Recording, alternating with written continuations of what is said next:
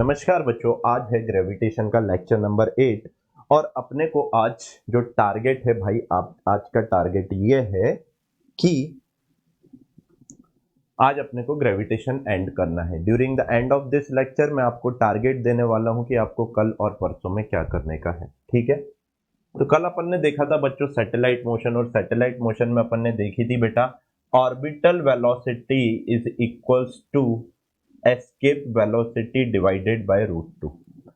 हाँ या ना, है ना। तो यहां से क्या मैं ये लिख सकता हूं, आराम से देखिएगा, जो एस्केप वेलोसिटी है वो √2 टाइम्स ऑफ ऑर्बिटल वेलोसिटी है। Escape velocity is √2 times of orbital velocity. अगर √2 टाइम्स है बेटा, तो आप बताओ क्या ये 1.414 टाइम्स ऑफ ऑर्बिटल वेलोसिटी है? तो आप ही बताओ। एक्चुअली एक क्वेश्चन देखा था अभी, तो मैंने कहा इससे ही करवा देता हूं डायरेक्ट।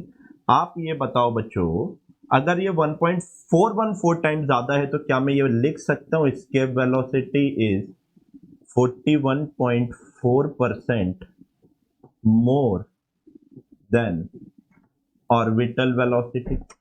लिख सकता हूं या नहीं? हाँ, बिल्कुल लिख सकते हैं, इसमें कोई दिक्कत वाली बात नहीं होनी चाहिए, है ना। चलिए नाउ आगे की बातें करते हैं हम लोग। कल अपन ने देखा था यहां से बहुत इंपॉर्टेंट रिजल्ट, जो टाइम पीरियड रहता है कि एक चक्कर लगाने में किसी पर्टिकुलर सैटेलाइट को कितना टाइम लग रहा था, वो टाइम पीरियड का square is directly proportional to वो जिस रेडियस में घूम रहा था उसके क्यूब की बात हो रही थी। बच्चों ये जो आर है ये क्या है? यहाँ पे ये जो आर है ये कहां से मेजर किया गया हुआ है, आप बताइए। Measured from the centre of अर्थ लिखा है या नहीं लिखा है? छोटी छोटी बातें बता रहा हूं। Measured from the centre of earth, right और रॉन्ग? सेंटर ऑफ अर्थ से बच्चों इसको क्या किया गया है? मेजर किया गया है।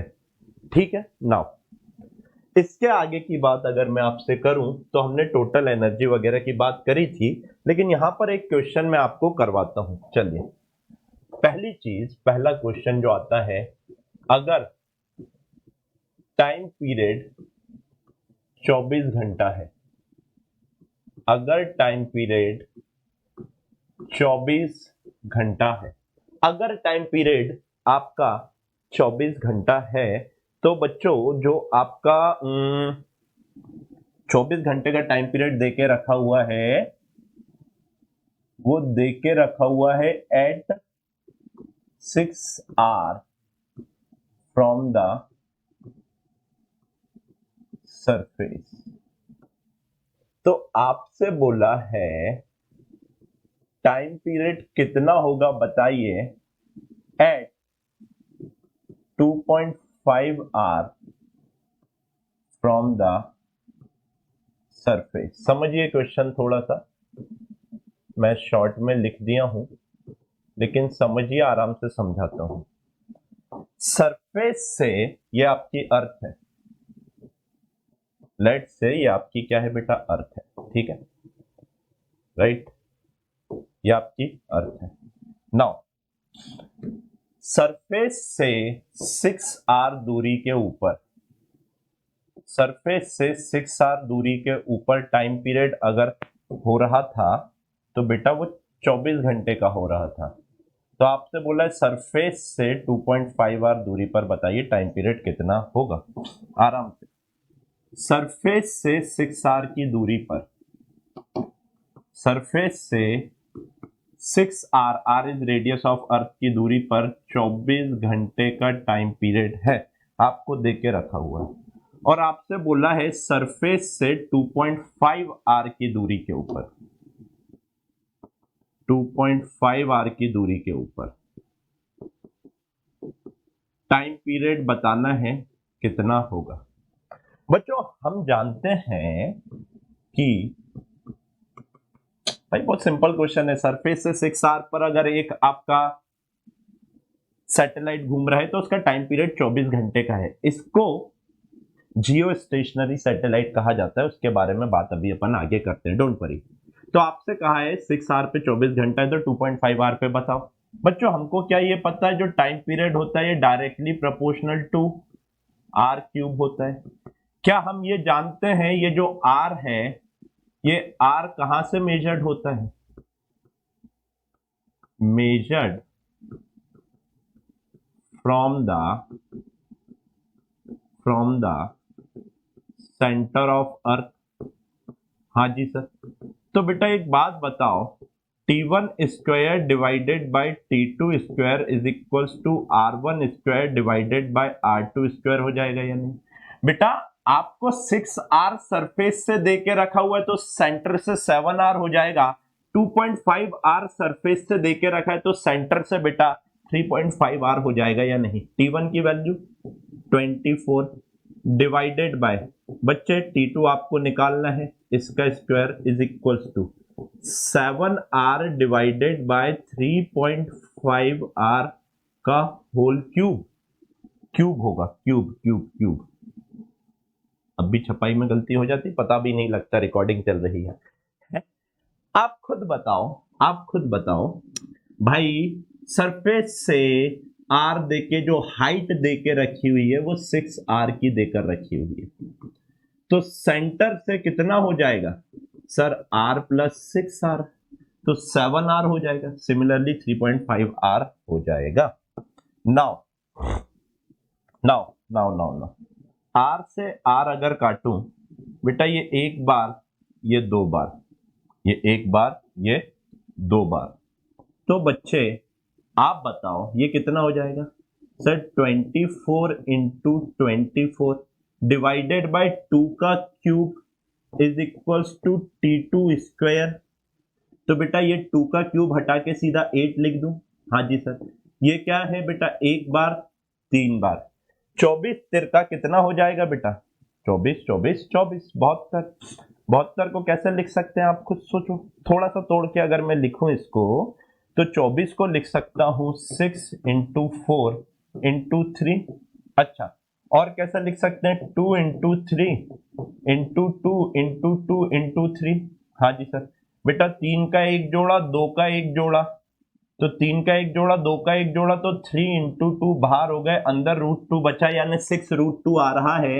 ये स्क्वायर को इधर लाऊंगे तो बेटा T2 कितना आ रहा है? 6√2R आ रहा है। हाँ या ना? राइट और रॉन्ग? एकदम देखिए, पूरा कैलकुलेशन करके भी मैंने आप लोगों को यहां पर बहुत अच्छे से समझा दिया कि भाई कैलकुलेशन आपको कैसे कैसे करना है क्लियरली। अगर मैं इन जनरल बात करता हूं, सोचो, अगर मैं इन जनरल बात करता हूं, यानी एक आर्टिकल प्रॉब्लम बनाने की कोशिश करता हूं, अभी अभी बनाइए आप लोगों के लिए, ठीक है? अगर आर्टिकल प्रॉब्लम बना रहा हूं तो देखिए, जो टाइम पीरियड है बच्चों वो T है एट अ रेडियस ऑफ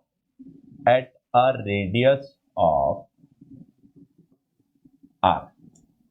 मैंने क्या कहा बच्चों? टाइम पीरियड जो T है eight a radius of R। तो आपसे बोला है टाइम पीरियड बताइए, आपसे कहा है टाइम पीरियड बताइए कितना होगा at a radius of NR। Simple सी चीज है। क्या मैं ये लिख सकता हूं T अपॉन लेट से T डैश? नहीं, अच्छे से लिखते हैं, है ना? T square is directly proportional to R cube होता है, तो यहां से बेटा T अपॉन T डैश का whole square is equals to R upon R dash का होल क्यूब हो जाएगा। यहां से बेटा T upon T dash is equals to R divided by N R का होल क्यूब हो जाएगा। हाँ या ना? इसका स्क्वायर।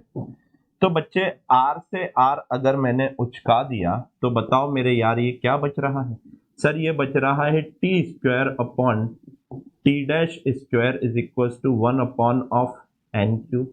यहां से बच्चे T डैश का स्क्वायर कितना आ रहा है? N क्यूब T स्क्वायर, यहां रूट कर देंगे तो T डैश हो जाएगा बेटा root over of N cube.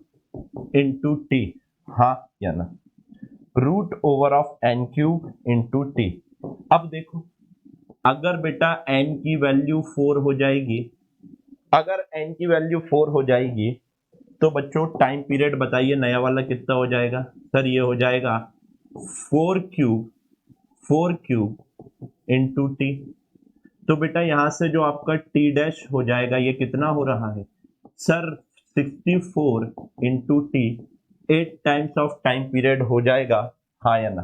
Kepler third law के क्वेश्चन यही करवा दिए, एकदम जनरल मैंने आपको बता दिया। आर्टिकल प्रॉब्लम हो गई, ऐसे ही एन की अलग अलग वैल्यू के ऊपर आप निकाल सकते हैं।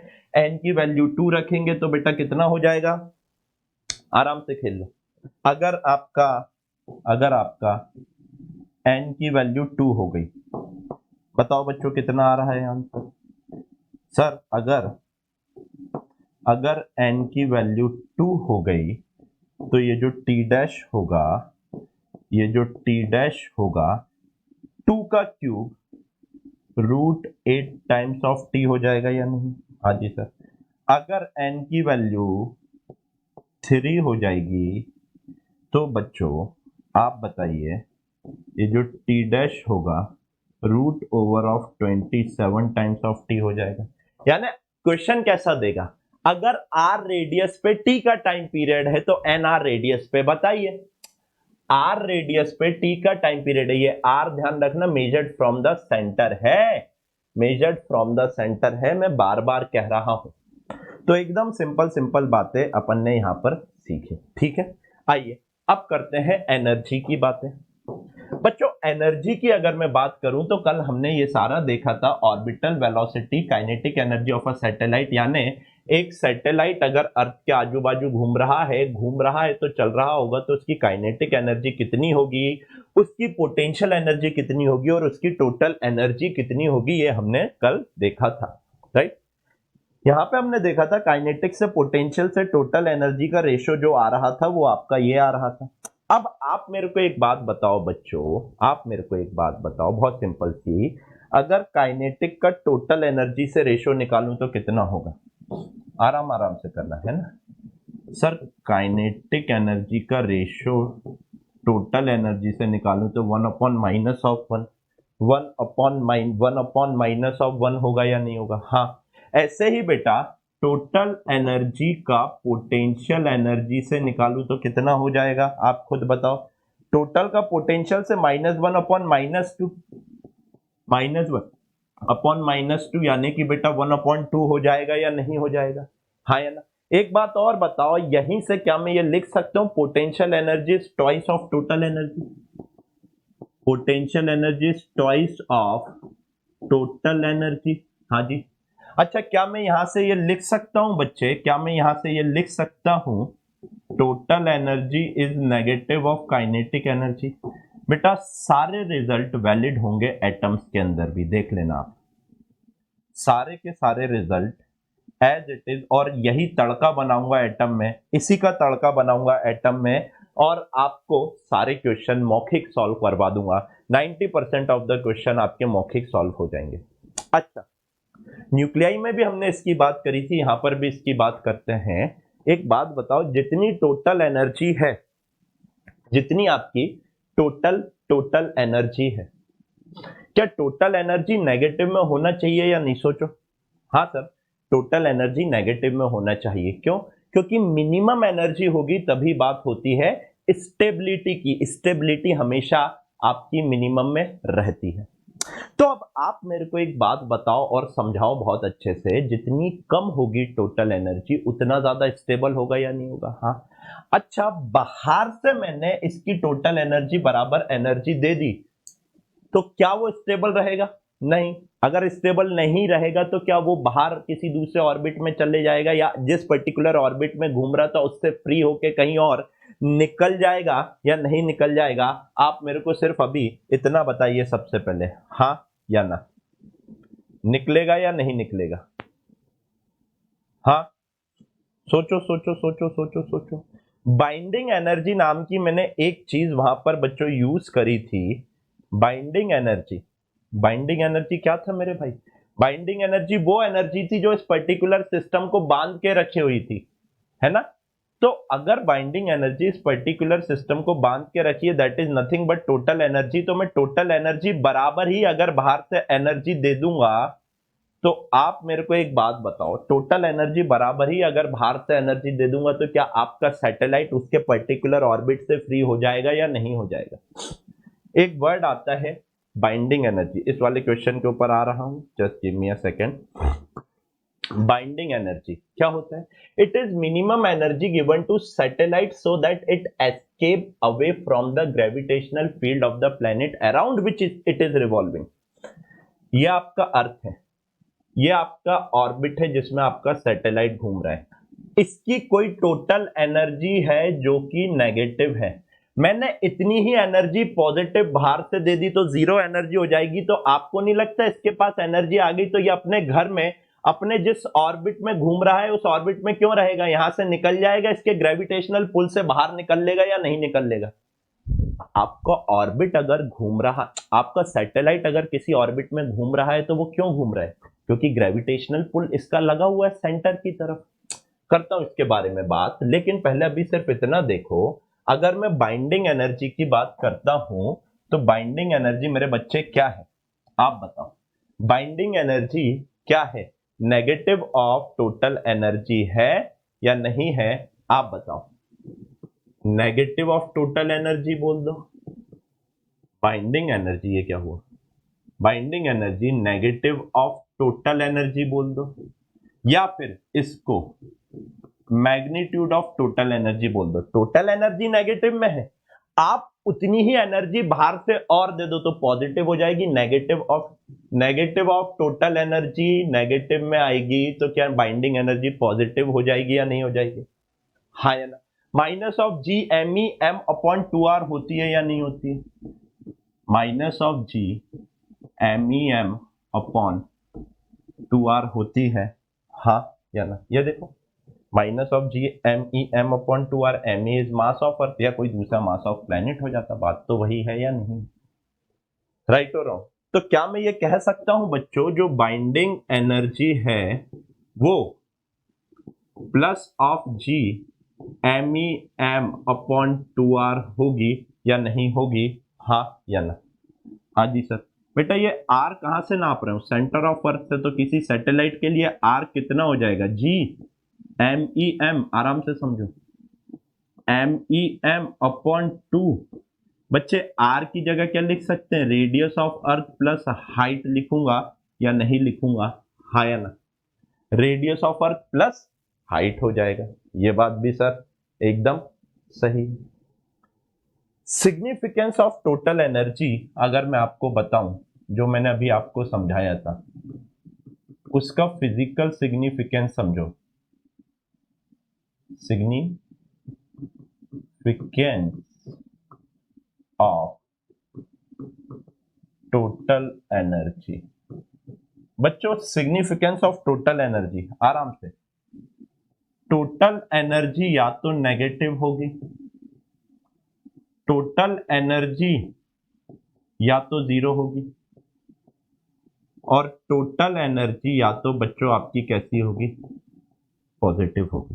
टोटल एनर्जी नेगेटिव है तो ये तो शक्ति का सिद्धांत है कि अगर कोई चीज की एनर्जी कम है तो वो स्टेबल होगा, और स्टेबल होगा तो जो आपका सैटेलाइट है वो अपने डिजायर्ड ऑर्बिट में घूम रहा होगा या नहीं। बहुत अच्छी एक चीज समझो, मैं आपको एक चीज बताता हूं। जब हमने सैटेलाइट ऑर्बिटल स्पीड निकाली थी, ऑर्बिटल वेलोसिटी निकाली थी, सोचो जी कांस्टेंट, एम कांस्टेंट, अगर r की वैल्यू कांस्टेंट या फिक्स होगी तो उस पर्टिकुलर सैटेलाइट की ऑर्बिटल स्पीड फिक्स होगी। सोच सोच सोच, बहुत आराम से सोच। यहां से r की अगर किसी फिक्स वैल्यू की बात करता हूं तो मेरे बच्चे आप मेरे को एक बात बताओ, ये r फिक्स है यानी g fix, mass of earth fix, r fix, तो आपकी ऑर्बिटल स्पीड फिक्स हुए होगी या नहीं होगी? Fix for particular orbit, fix for particular orbit. सोच, अगर ऑर्बिट चेंज करना होगा तो आर की वैल्यू चेंज करनी होगी। आर की वैल्यू चेंज होगी तो बेटा जो तेरा वी है वो भी चेंज होगा या नहीं होगा? बच्चों ये जो वी है क्या ये inversely proportional to root over of are है या नहीं है? यानी कि जितना ज्यादा रेडियस के ऑर्बिट में आप किसी पर्टिकुलर सैटेलाइट को पार्क करेंगे, पार्क मतलब जिस पर्टिकुलर ऑर्बिट में घुमाएंगे, अगर उसकी रेडियस ज्यादा होगी तो उसकी ऑर्बिटल स्पीड कम होगी या नहीं होगी? अगर मैं यहां से दूर जाते जाऊंगा, बहुत दूर वाले सैटेलाइट की अगर बात कर रहा हूं तो वो बहुत धीरे चल रहा होगा, और पास वाले सैटेलाइट की अगर बात कर रहा हूं तो वो बहुत तेज चल रहा होगा। पास वाला सैटेलाइट 7.92 किलोमीटर पर सेकेंड से घूमना चाहिए। दूर वाला सैटेलाइट अभी मैं आपको बताऊंगा 3.1 किलोमीटर पर सेकेंड से घूमना चाहिए। ये एकदम जो नियर द सरफेस ऑफ अर्थ रहेगा बेटा ये 7.92 किलोमीटर पर सेकेंड से घूमेगा, और जो अर्थ से 36,000 किलोमीटर ऊपर रहेगा, अर्थ से 36,000 किलोमीटर ऊपर। Can you even imagine 36,000 kilometre? That is approximately 6 times the radius of अर्थ। अभी आगे कैलकुलेट करके बताऊंगा, डोंट वरी। तो उसकी स्पीड कितनी होना चाहिए? ऑर्बिटल स्पीड उसकी निकल के आएगी 3.1 किलोमीटर पर सेकेंड की। तो जैसे जैसे दूर जा रहा हूं स्पीड कम हो रही है या नहीं हो रही है? आप बताइए। हाँ सर हो रही है। उसको जियो स्टेशनरी सैटेलाइट कहा जाता है। अच्छा जी, ठीक है सर, ये बात हो गई हमारी। तो बेटा मैं यहां पर आता हूं, अगर टोटल एनर्जी नेगेटिव है, अगर टोटल एनर्जी नेगेटिव है तो क्या बोलूंगा मैं? जो सैटेलाइट है वो बाउंड है टू द ऑर्बिट, इसलिए टोटल एनर्जी नेगेटिव को मैं बोलूंगा system is bounded. System is bounded, ये कहीं जा नहीं रहा है, स्टेबल है। इसको आप ऐसे देखो 100%। अभी आपको मुझे पता है बहुत कंफ्यूजन लग रहा होगा, क्या बताया सर ने, क्या बताया? इसको उल्टा करके बताऊंगा डी ब्रॉय की मदद से। डी ब्रॉय ने क्या बोला था? नेचर है सिमेट्री। छोटा सा लड़का क्या कह गया था? इसको ऐसे देखो, सोचो, ये आपका न्यूक्लियस है, ये इलेक्ट्रॉन है। Consider nucleus as planet and electron as satellite. अगर ये जो इलेक्ट्रॉन है बेटा, इस इलेक्ट्रॉन की एनर्जी फिक्स है या नहीं है, तभी ये इस पर्टिकुलर ऑर्बिट में घूम पा रहा है या नहीं पा रहा है। अगर मैं इसकी एनर्जी कम या बढ़ा दूंगा तो क्या ये अपना ऑर्बिट चेंज कर देता है या नहीं कर लेता है? आप इस सैटेलाइट की एनर्जी बढ़ा दो, जितनी नेगेटिव एनर्जी थी उतनी ही एनर्जी और दे दो, तो वो उस पर्टिकुलर ऑर्बिट में ग्रेविटेशनल पुल से फ्री होके कहीं और निकल लेगा, कोई दूसरे ऑर्बिट में चला जाएगा। सेम जैसे इलेक्ट्रॉन करता है, अगर आप इलेक्ट्रॉन को एनर्जी दोगे तो हायर ऑर्बिट में चला जाएगा, उससे एनर्जी निकाल लोगे तो और लोअर ऑर्बिट में चला जाएगा और स्टेबल हो जाएगा, टूवर्ड्स द न्यूक्लियस चला जाएगा। अब आपके 100% समझ आ गया होगा कि नेगेटिव टोटल एनर्जी सबसे कम बच्चों के शेल की रहती है, उससे ज्यादा उसके बाद वाले शेल की, उससे ज्यादा उसके बाद वाले शेल की। यानी अगर टोटल आपकी एनर्जी नेगेटिव है तो हमारा सिस्टम क्या है? बाउंडेड है। ठीक है। अगर टोटल एनर्जी 0 है तो जो सिस्टम है बेटा, it is just free to escape है, जस्ट फ्री टू एस्केप। यानी अब ये एस्केप हो जाएगा, निकल जाएगा। Just free to escape to infinity. कहां निकल जाएगा? इंफिनिटी में कहीं निकल जाएगा। जस्ट फ्री टू एस्केप है। अब इसके पास कुछ एनर्जी नहीं है, कुछ नेट एनर्जी 0, यानी अब ये चला जाएगा, ये नेगेटिव यानी लोएस्ट एनर्जी स्टेट पे नहीं है, हायर एनर्जी स्टेट पे चला गया। तो उस पर्टिकुलर प्लैनेट के ग्रेविटेशनल पुल से फ्री हो गया, टोटल एनर्जी 0 कर दी, यानी आपने उसको energy equivalent to binding energy दे दी। Minimum energy given to satellite so that it escape away from the gravitational field of the planet around which it is revolving. और अगर ग्रेविटेशनल फील्ड से निकल जाएगा तो क्या इंफिनिटी पे चले जाएगा या नहीं चला जाएगा? आप बता दीजिए। Energy equal to binding energy is given. इससे क्या होगा? It will overcome it will overcome the gravitational pull of planet about which it is revolving. It is revolving. अब भाई पॉजिटिव एनर्जी यानी बहुत हायर एनर्जी स्टेट, और बहुत higher energy state है तो क्या हो जाएगा भाई, ये आपका एकदम फ्री हो जाएगा, ये किसी से बंधने वाला नहीं है, ये किसी भी ऑर्बिट में जाकर रहेगा नहीं, क्योंकि ऑर्बिट में रहना है तो कोई नेगेटिव एनर्जी लेके स्टेबल होना पड़ेगा, इसके पास पॉजिटिव एनर्जी है, तो ये कैसा सिस्टम कहलाएगा बच्चों, आप बताओ। फ्री सिस्टम कहलाएगा, फ्री सिस्टम कहलाएगा, और ये हमेशा इंफिनिटी पे रहेगा, कहीं दूर चले जाएगा, कहीं पर भी ये बंधने वाला नहीं है। तो ये भाई आपका बाइंडिंग एनर्जी का मैंने आपको कॉन्सेप्ट समझा दिया। सेम यही कॉन्सेप्ट, सेम यही डेरिवेशन सारे अपन एटम्स में फिर से करेंगे और वापस से ये चीजें आ जाएंगी आपको आपके समक्ष। चलिए एक क्वेश्चन देखो बच्चों, ये बहुत ही आपका जनरल क्वेश्चन है, बहुत जनरल क्वेश्चन यानी आर्टिकल प्रॉब्लम है, आप इससे बहुत सारी प्रॉब्लम बना सकते हैं और बन सकती है और आ सकती है, जनरली आपकी आती रहती है यहां वहां कहीं कहीं एग्जाम के अंदर। ठीक है, क्या कह रहा है क्वेश्चन, कह रहा है बच्चों आपका, if f is inversely proportional to r square, अगर f inversely proportional to r square होता है तो जो टाइम पीरियड आता है वो r टू द पावर 3/2 आता है, where small r is measured from the centre of earth. तो आपसे बोला इंस्टेड ऑफ r स्क्वायर अगर f inversely proportional to r to the power n होगा, तो आप बताइए बच्चों कि आपका हो रहा, हाँ आप बताइए आप r की पावर कितनी आएगी। अच्छा क्वेश्चन है, अच्छे से देखिएगा बच्चों, अगर कोई भी सैटेलाइट घूम रहा है तो उसको घुमाने के लिए टूवर्ड्स द सेंटर एक सेंट्रीपिटल फोर्स लगेगा या नहीं लगेगा। हाँ जी सर, बेटा ये जो सेंट्रीपिटल फोर्स है क्या हो जाएगा, ये mv²/r। आपको फोर्स क्या दे के रखा हुआ है, इनवर्सली फोर्स, डायरेक्टली प्रोपोर्शनैलिटी का साइन हटाऊंगा तो k divided by r to the power n हो जाएगा या नहीं। k, अरे भाई इसी ये वाली फोर्स की वैल्यू यहां पुट कर दी, directly proportional to, inversely proportional to r to the power n है, डायरेक्टली प्रोपोर्शनैलिटी का साइन हटाऊंगा तो k आ जाएगा। हाँ जी सर। अच्छा एक बात बताओ, ये r अगर इधर जाएगा तो r की पावर 1 और वो r अगर नीचे आया तो क्या ये mv² is equals to k r to the power n-1 होगा या नहीं होगा, हाँ या ना।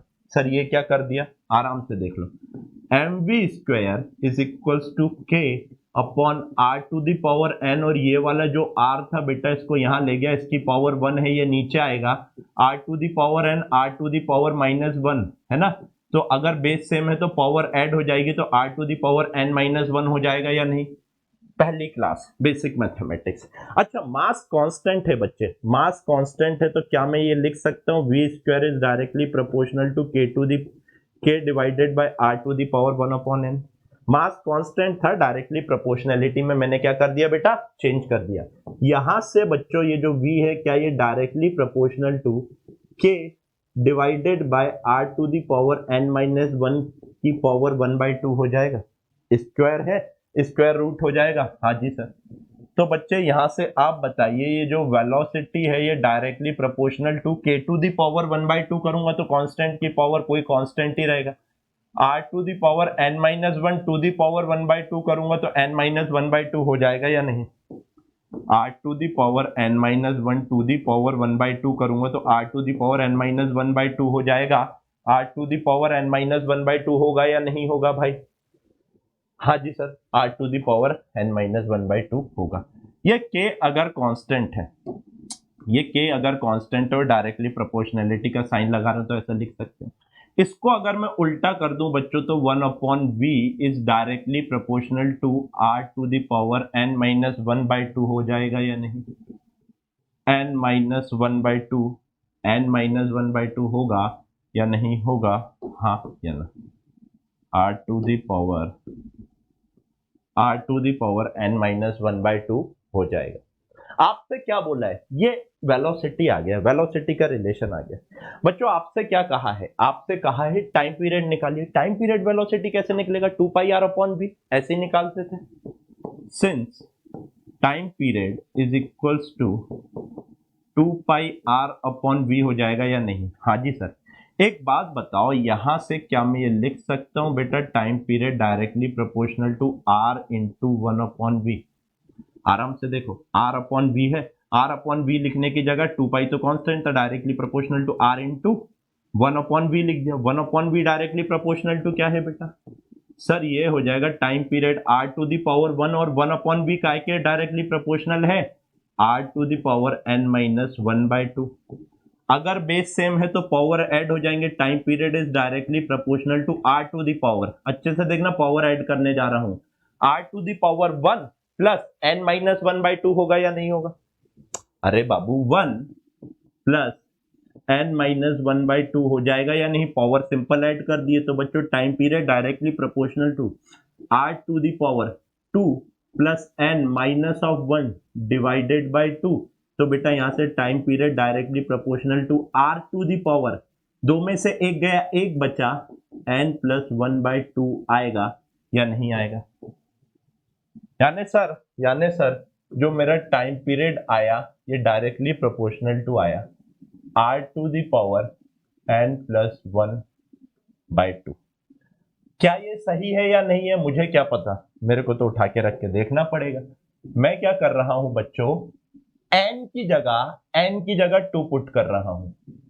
अगर n की जगह 2 पुट होगा तो बच्चों आप बताओ time period directly proportional to are to the power 3/2 आएगा या नहीं आएगा। आर टू द पावर 3/2 जो कि गिवन है, इसका मतलब कि हमने जो भी सॉल्व किया है वो सही किया है या नहीं किया है, हाँ या ना, हाँ या ना। आराम से बच्चों, कोई भी जल्दी वाली बात नहीं है, राइट। अच्छा एक चीज देखो, possible path of satellite, possible path of satellite, आराम से देखना बच्चों, बस एक छोटी सी चीज, to revolve in circle,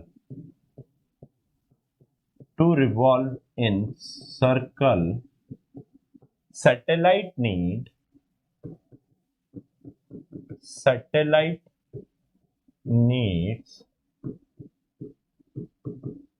centripetal force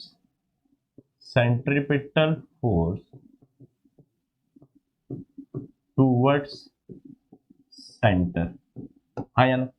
अगर सैटेलाइट को घूमना है तो centripetal force towards the centre देना पड़ेगा या नहीं देना पड़ेगा, हाँ या ना, राइट सर। अब एक बात बताओ, let's say if this is your earth, कोई पर्टिकुलर सैटेलाइट आपका ऐसे घूम रहा है अर्थ के अराउंड, कैसे घूम रहा है बेटा, अर्थ के अराउंड इस पर्टिकुलर ऑर्बिट में घूम रहा है। क्या ये पॉसिबल है या नहीं है, हाँ सर पॉसिबल है। यहां पर जो भी आपका सैटेलाइट होगा टूवर्ड्स द सेंटर इसका ग्रेविटी फोर्स लग रहा होगा, क्योंकि इसको अगर इस सर्कल में घूमना है तो towards the centre gravity force लग रहा होगा। तो हाँ सर ये पॉसिबल है, क्योंकि सेंट्रिपिटल फोर्स ग्रेविटी फोर्स लग जाएगा, कहीं पर भी जाएगा तो टूवर्ड्स द सेंटर लग जाएगा, कोई दिक्कत वाली बात नहीं। अच्छा क्या ये वाला पॉसिबल है, क्या ये वाला ऑर्बिट पॉसिबल है या नहीं है, ये वाला ऑर्बिट सोचो, थोड़ा सा सोचो पॉसिबल है या नहीं है।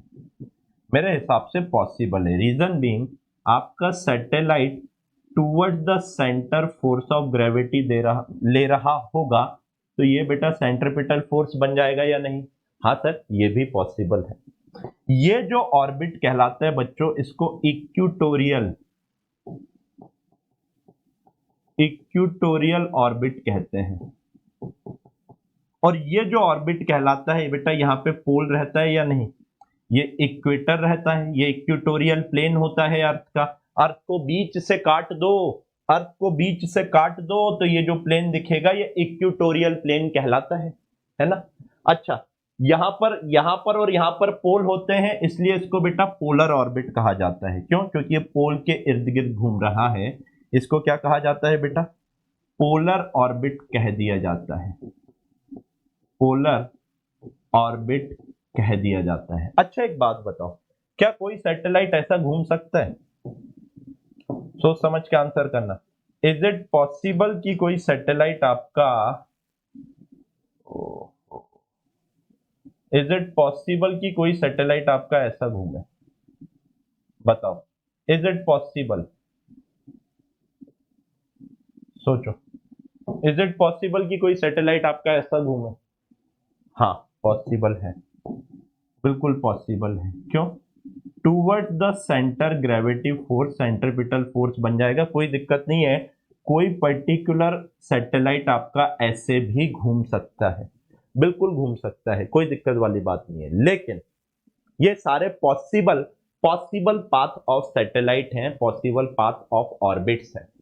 लेकिन अगर मैं आपसे कहूं, क्या इज इट पॉसिबल कोई पर्टिकुलर सैटेलाइट ऐसा घूमे, यहां पर घूम पाए? सोचो, यहां पर घूमे, क्या ये पॉसिबल है? इस ऑर्बिट में घूमे? बेटा ये पॉसिबल नहीं है। क्यों नहीं है सर? आओ बता देता हूं, कोई दिक्कत वाली बात थोड़ी है। ये है आपकी अर्थ, ये है आपकी अर्थ, ठीक है। और आप कह रहे हो कि किसी पर्टिकुलर सैटेलाइट को इस ऑर्बिट में घुमाना है, इस पर्टिकुलर ऑर्बिट में। तो जो सैटेलाइट है बेटा, इसका सेंटर तो ये होगा, और सेंटर ये होगा, तो सेंट्रीपिटल फोर्स ये होगा। सेंट्रीपिटल फोर्स कोई फोर्स होता नहीं है, ये हमेशा दूसरा फोर्स होता है। तो बेटा आप मेरे को बताओ, ये तीन पर्टिकुलर ऑर्बिट में तो आपका जो सेंट्रीपिटल फोर्स था वो ग्रेविटेशनल फोर्स बन गया। लेकिन बेटा इस पर्टिकुलर ऑर्बिट में जो आपका ग्रेविटेशनल फोर्स लगेगा, जो आपका ग्रेविटेशनल फोर्स लगेगा बेटा, वो तो टूवर्ड्स द सेंटर लगेगा ना। कहां लगेगा? आप खुद बताओ। हाँ सर, ये जो ग्रेविटेशनल फोर्स लगेगा ये तो टूवर्ड्स द सेंटर लगेगा। और ग्रेविटेशनल फोर्स अगर बेटा टूवर्ड्स द सेंटर लगा, अगर gravitational force towards the centre लगा, तो आप बताइए क्या centripetal force gravitational force provide, क्या gravitational force centripetal force provide कर पाएगा? नहीं। यहां पे लग रहा है फोर्स, इधर तो जाएगा नहीं। तो क्या मैं ये बोल सकता हूं this orbit is not possible, this orbit is not possible? वही ऑर्बिट पॉसिबल होगा जिसमें ग्रेविटेशनल फोर्स आपका सेंट्रीपिटल फोर्स बन सकता है। सिर्फ और सिर्फ वही ऑर्बिट आपका पॉसिबल हो पाएगा। कोई दिक्कत, कोई परेशानी, कोई कष्ट, कोई कलेश, कोई दुविधा हो, यहीं पूछ लो। बढ़िया, आगे बढ़ते हैं। नाउ बेटा, weightlessness of a satellite, weightlessness of a satellite क्या होता है? सर ग्रेविटी नहीं होती है तो वेटलेसनेस आ जाती है, ऐसा नहीं है बेटा। सुनो, ऐसा नहीं है, आराम से देखो। लेट्स से आपका, लेट्स से आपका कोई पर्टिकुलर ऑब्जेक्ट इस पर्टिकुलर रेडियस में, एक पर्टिकुलर सैटेलाइट इस पर्टिकुलर रेडियस में घूम रहा है। लेट्स से इसके अंदर कोई भी ऑब्जेक्ट है, लेट्स से कोई इंसान है, वो हवा में होगा। आराम से देखो बेटा, अगर ये घूम रहा है, अगर ये घूम रहा है, तो बेटा gravitational force towards the centre लगेगा या नहीं लगेगा? इट्स द अर्थ जिसका मास m और रेडियस r है, या कोई भी प्लेनेट जिसका मास m और रेडियस r है। और ये वाली जो रेडियस है लेट्स से बेटा, ये वाली रेडियस टोटल स्मॉल r है जिसमें आपका सैटेलाइट रिवॉल्व कर रहा है। ठीक है सर। हाँ, ये बात तो पक्की है, ये बात तो पक्की है कि कोई भी ऑब्जेक्ट अगर इस पर्टिकुलर ऑर्बिट में घूम रहा है तो टूवर्ड्स द सेंटर एक सेंट्रीपिटल फोर्स लगना चाहिए, जो यहाँ पे ग्रेविटेशनल फोर्स लगेगा। अच्छा, यहां पर आपका क्या हो जाएगा? लेट से ये v नॉट की ऑर्बिटल वेलोसिटी से घूम रहा है, इसका मास कुछ स्मॉल m। अब एक बात बताओ बेटा, अगर कोई भी ऑब्जेक्ट यहां पर है, सैटेलाइट में है, तो उसके ऊपर एक अवे परपेंडिकुलर और अवे, परपेंडिकुलर पुशिंग नेचर की एक नॉर्मल रिएक्शन लग रही होगी या नहीं लग रही होगी? भाई आप सैटेलाइट के अंदर हो, सैटेलाइट घूम रहा है, तो परपेंडिकुलर पुशिंग नेचर की आपके ऊपर एक नॉर्मल रिएक्शन लग रही होगी या नहीं? हाँ, सैटेलाइट के अंदर कोई भी ऑब्जेक्ट है उसके ऊपर एक परपेंडिक, क्योंकि सरफेस है तो कांटेक्ट है तो नॉर्मल रिएक्शन लगना चाहिए। अभी ये मत सोचो कि आपका उड़ता है, क्यों उड़ता है वो बता रहा हूं। अभी आप मान लो कि वहां पर कांटेक्ट है तो नॉर्मल रिएक्शन लगेगी, कांटेक्ट नहीं होगा तो नहीं लगेगी, यानी जीरो हो जाना चाहिए। अगर नॉर्मल रिएक्शन जीरो हो गई तो क्या मेरा काम हो जाएगा कि मैं क्या ये बोल सकता हूँ कांटेक्ट नहीं रहेगा, यानी कि क्या मैं ये बोल सकता हूँ जो वेटलेसनेस फील होती है वो नॉर्मल रिएक्शन नहीं होने के कारण होती है? सर क्या कह दिया आपने? आराम से आराम से आराम से। क्या मैं ये कह सकता हूं कि जो net force towards the centre रहता है ये mv² रहता है? हाँ जी। Towards the centre net force क्या है sir? Gravitational force minus n is equals to mv²/r। भाई जो आपका सेंट्रीपिटल एक्सेलरेशन लगेगा वो इस डायरेक्शन में लगेगा या नहीं? हाँ सर। तो net force toward centre F G minus N is equal to M V square by R. और ये जो v है बेटा, ये जो v है क्या ये v नॉट है या नहीं है? हाँ जी सर। बेटा ग्रेविटेशनल फोर्स आपका कितना लग रहा है sir? g m1 m2, m ही ले रहे हो ना, g m1 m2 upon r square minus of N is equals to M upon R. Orbital speed कितनी हो जाएगी? Root over of G M by R होगी या नहीं होगी? इसका स्क्वायर। सुनो सुनो सुनो बहुत आराम से। Orbital speed mass of satellite के ऊपर डिपेंड नहीं करती है, देख लो। क्या मास ऑफ सैटेलाइट के ऊपर डिपेंड कर रही है? नहीं। तो क्या मैं लिख दूं यहीं पर? हाँ बेटा, orbital speed is not a function of mass of satellite. This is what? Mass of satellite. This is your mass of satellite. Now आइए आगे की बातें करते हैं हम लोग।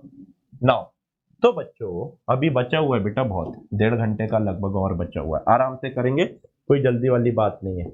जी M M upon R square minus of N is equals to M upon R. इसका square करेंगे तो बेटा जी एम अपॉन आर हो जाएगा या नहीं? रूट से 1/2 उड़ जाएगा। ये हो रहा है बेटा G M M upon R square minus of M is equals to G M M upon R square. मजे की बात देखो बेटा, इस पूरे से ये पूरा कैंसिल आउट हो गया। नॉर्मल रिएक्शन कितनी आ गई भाई साहब?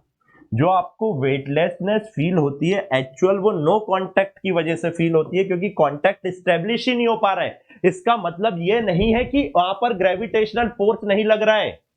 It's a gravity free space, not gravitational free space. कल समझाया था या नहीं? यहां पे ग्रेविटेशनल फोर्स तो लग रहा है लेकिन जी इफेक्टिव जीरो हो रहा है। क्यों? क्योंकि नॉर्मल रिएक्शन जीरो हो रहा है। तो नोट डाल के यहां पर लिखिए बेटा, we feel weightlessness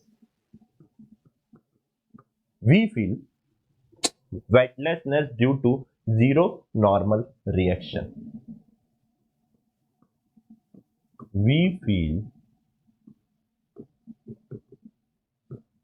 weightlessness due to zero normal reaction.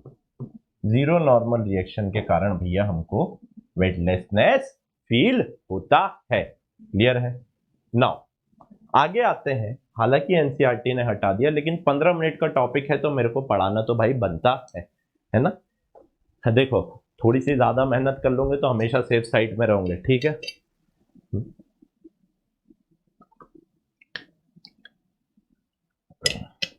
बहुत टाइम है अपने पास, 2 से 3 बार रिवीजन कर लेंगे सारी चीजों का। अभी सुनो क्या लिखा है उसको भूल जाओ। अभी सुनो क्या लिखा है उसको भूल जाओ, जो बता रहा हूं उसको समझो। लेट से ये है आपकी अर्थ, ये आपकी ग्रीन कलर की अर्थ है, ठीक है?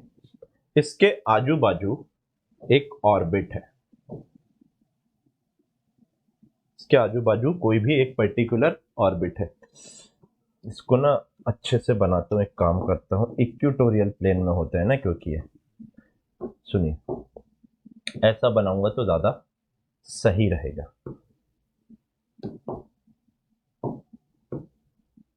This is better. हाँ ये एकदम सही है बच्चों। चलिए बच्चों, जो आपकी अर्थ रहती है वो कैसे घूमती है, मैंने आपको बताया था, याद करो।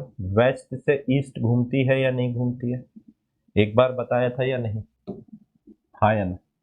आपकी अर्थ वेस्ट टू ईस्ट रिवॉल्व करती है, ऐसे घूमती है, वेस्ट टू ईस्ट रिवॉल्व करती है। और एक चक्कर कितनी देर में काटती है बेटा, 24 घंटे में काटती है, 24 आवर में एक चक्कर घूम जाती है।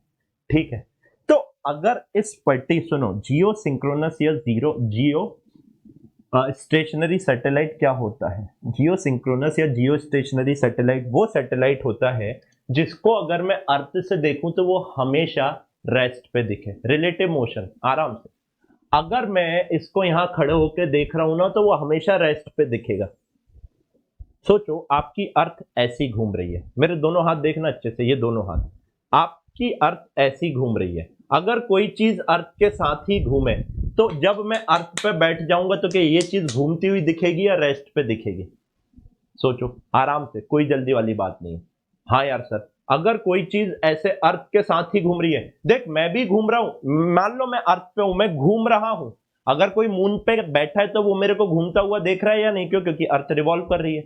अब मान लो ये तारा है, ये आपका सैटेलाइट है, ये आपका अपना हाथ ऐसा रखो और आप घूमो, और अगर आप घूम रहे हो तो आपको आपका हाथ रेस्ट पे दिख रहा है, आपको आपका हाथ यानी सैटेलाइट रेस्ट पे दिख रहा है और बाकी सब घूमता हुआ दिख रहा है या नहीं?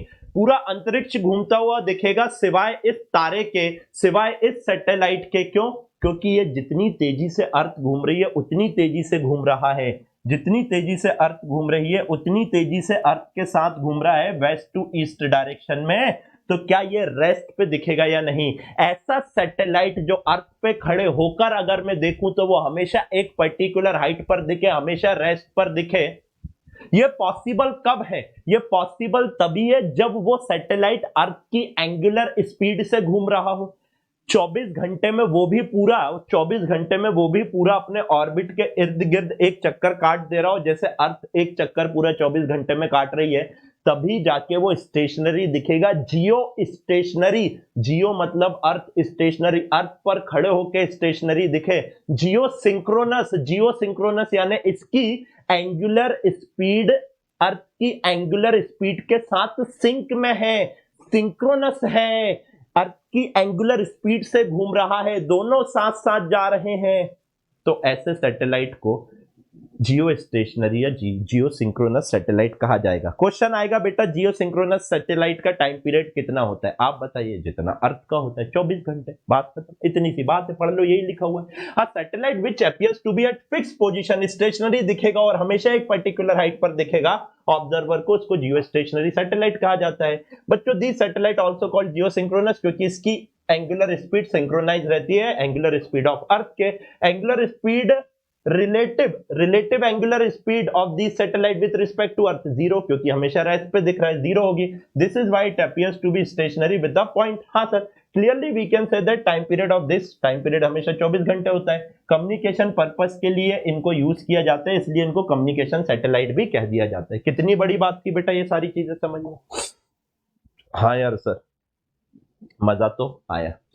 ये कहां पर प्लेस किए जाते हैं? ये कौन सा प्लेन दिख रहा है बेटा? इक्वेटोरियल प्लेन दिख रहा है या नहीं? इक्वेटोरियल, अभी पीछे समझाया था, इक्वेटोरियल प्लेन में प्लेस किया या नहीं किया? हाँ या ना? अच्छा, अगर कुछ कैलकुलेशंस की अगर मैं इसकी बच्चों बात करता हूं तो जो आपने कल टाइम पीरियड निकाला था, टाइम पीरियड कितना आया था? 2 pi root over of g into mass of earth into r to the power 3/2 आया था या नहीं आया था? क्या यही आपका टाइम पीरियड आया था? हाँ जी। अच्छा, टाइम पीरियड कितना है आप खुद बताओ sir. For time period is equal to 24 hours. अगर टाइम पीरियड की वैल्यू बच्चों 24 घंटे रखता हूं तो ये जो आर की वैल्यू है कितनी आती है पता? 42,000 किलोमीटर। तो बच्चों आर की वैल्यू कितनी आएगी? एच लगभग 36,000 kilometre. 42,000 kilometre 7 times of radius of earth, almost 6 times the radius of अर्थ होगा या नहीं होगा? भाई सारी चीजें आपको पता है, आराम से देखो, सुनो, आराम से समझो,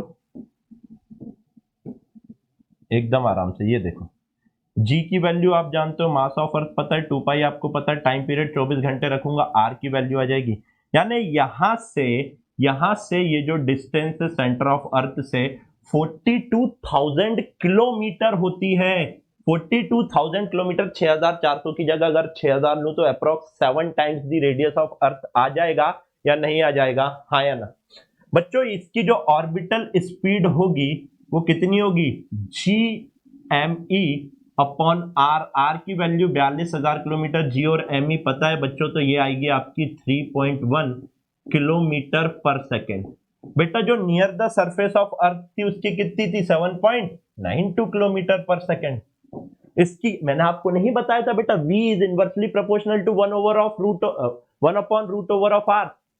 हाँ सर बताया था। अगर बताया था तो बेटा आप देखो, जैसे जैसे दूर जा रहे हो ऑर्बिटल स्पीड कम हो रही है या नहीं हो रही है? हाँ सर हो रही है।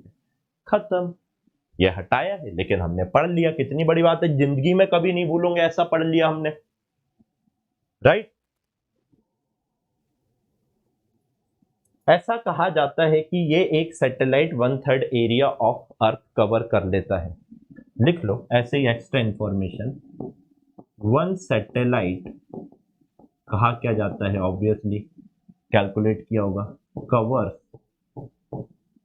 1/3 एरिया ऑफ अर्थ। जीपीएस वगैरह बेटा ऐसे ही होता है। चलिए आइए आगे की बात करते हैं। पोलर सैटेलाइट, नाम है पोलर, कहां पे लगाए जाएंगे? नियर पोल। नियर पोल भी कहां पर बेटा? पोलर ऑर्बिट में। हाँ या ना? नियर पोल लो एल्टीट्यूड सैटेलाइट होते हैं, 500 से 800 किलोमीटर ऊपर लगाए जाते हैं, as compare to 42,000 kilometre, as compare to 36,000 kilometre from the surface of earth. Height 36,000 kilometre के कंपैरिजन में 500 से 800 किलोमीटर तो बहुत कम है। टाइम पीरियड 100 मिनट का होता है, यूज फॉर रिमोट सेंसिंग, भविष्यवाणी बताने के काम की जाता है। रिमोट सेंसिंग, वेदर फोरकास्टिंग,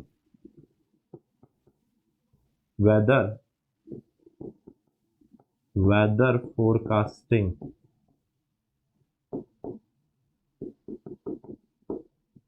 आज बारिश होने वाली है, कृपया रेड अलर्ट पे रहेंगे। तो इसका मतलब क्या है भाई? कैसे पता लगा? रिमोट सेंसिंग से हमको पता लगता है। क्लियर बच्चों? तो यहां पर आपका सैटेलाइट वाला पार्ट भी कंप्लीट हो जाता है। अब लास्ट पार्ट जो है बच्चों आपका बचा हुआ है, वो बचता है आपका केप्लर्स लॉ। केप्लर्स लॉ की अगर मैं बात करता हूं, आराम से देखिएगा बच्चों, केप्लर्स लॉ। अब केप्लर्स लॉ अगर आपको पढ़ना है तो आपको कुछ चीजें पता होनी चाहिए इलिप्स के बारे में। तो इलिप्स का टोटल इंट्रोडक्शन मैं आपको यहां पर देने वाला हूं। पहली चीज बेटा, एरिया ऑफ इलिप्स कितना होता है? बेसिक मैथमेटिक्स लिखवाया हुआ है या नहीं? बताया भी था, सर्कल में आर स्क्वायर होता है, इसकी एक रेडियस ए होती है और दूसरी बी होती है। एरिया ऑफ सर्कल क्या हो जाएगा? पाई आर स्क्वायर। तो क्या बेटा मैं इसको पाई आर इंटू आर लिख सकता हूं? अगर एक रेडियस ए है और दूसरी बी है तो क्या बेटा एरिया ऑफ इलिप्स ये हो जाएगा? दोनों रेडियस अलग अलग होती है, ठीक है। याद करने के लिए मैंने आपको मोटे मोटे तौर पर समझा दिया। अगर मैं इक्वेशन ऑफ इलिप्स की बात करता हूं, क्या होती है बेटा? इक्वेशन ऑफ इलिप्स की अगर मैं बात करता हूं, इक्वेशन ऑफ इलिप्स क्या हो जाती है आपकी? X square upon A square plus Y square upon B square, X square upon A square plus Y square upon B square is equals to 1, है ना? हाँ जी सर, राइट। कोई दिक्कत नहीं। इलिप्स के बारे में देखने में इलिप्स कैसा दिखेगा मेरे बच्चे, आप बताइए। सर कुछ ऐसा दिखेगा देखने में इलिप्स, आराम से सर कुछ ऐसा दिखेगा, राइट। एक एक्सिस इसकी ये होती है और एक एक्सिस इसकी ये होती है, ठीक है। सुनते जाओ बस। अभी यहां से यहां तक की अगर डिस्टेंस नापता हूं, कहां से कहां तक की बेटा, यहां से यहां तक की अगर डिस्टेंस नापता हूं, ये डिस्टेंस, इसको कहा जाता है सेमी माइनर एक्सिस। सेमी नहीं, सॉरी, माइनर एक्सिस। सेमी तो इसका आधा होगा ना, माइनर एक्सिस, माइनर एक्सिस कहा जाता है। तो बेटा इसका आधा कितना हो जाएगा, आप खुद बताओ। अगर मैं सिर्फ इतना नापूं तो सेमी माइनर एक्सिस बोलूंगा या नहीं, हाँ या ना? ये क्या कहलाएगा बेटा, सेमी माइनर एक्सिस कहलाता है। बहुत छोटी छोटी बातें बता रहा हूं, ठीक। यहां देखो, यहां से यहां तक की डिस्टेंस ये बड़ी है, ये बड़ी है, तो इसको क्या बोलता हूं बेटा, इसको कहता हूं मैं मेजर एक्सिस। क्या कहता हूं बेटा इसको मैं, मेजर एक्सिस। Major axis. बेटा यहां से यहां तक की डिस्टेंस मेजर एक्सिस की आधी है या नहीं है, तो इसको क्या कहूंगा बेटा, ये कहलाता है मेरा सेमी मेजर एक्सिस। ये क्या कहलाएगा, सेमी मेजर एक्सिस।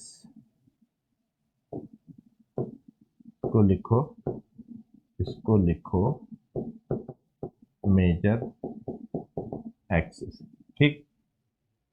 जो छोटा होता है, सुनो, जरूरी नहीं कि हर बार ये हो।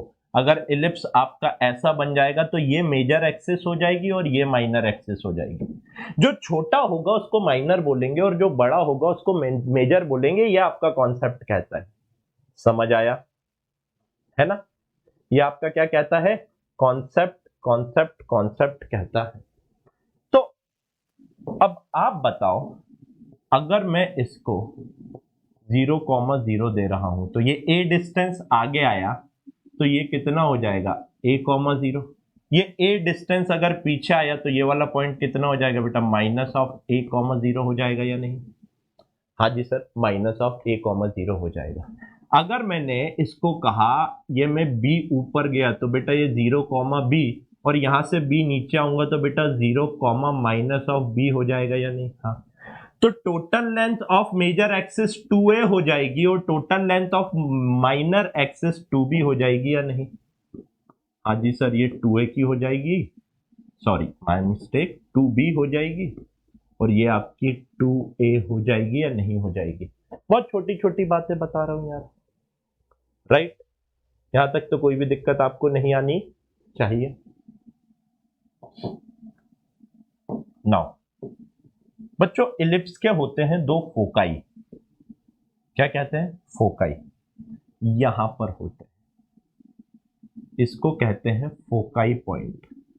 हमेशा आपको कहां मिलेंगे, मेजर एक्सिस के ऊपर मिलेंगे, ठीक है। ये क्या कहलाते हैं, ये है आपका फोकाई 1 और ये है आपका फोकाई पॉइंट 2। दो फोकाई पॉइंट होते हैं, इनसे इलिप्स का कंस्ट्रक्शन किया जाता है। अगर आपको फोकाई पॉइंट पता है तो आप बहुत इजीली इलिप्स बना सकते हैं। फोकाई बोल लो, फोकस बोल लो, एक ही बात है। फोकस लिख लो, फोकाई लिख लो, एक ही बात है ना? ये है फोकस और ये भी क्या है मेरे लाल, फोकस। नाउ इनके कोऑर्डिनेट प्री डिफाइंड होते हैं। अगर आपको फोकस पता है, आपको सेमी माइनर एक्सिस पता है, तो इसके कोऑर्डिनेट होते हैं बेटा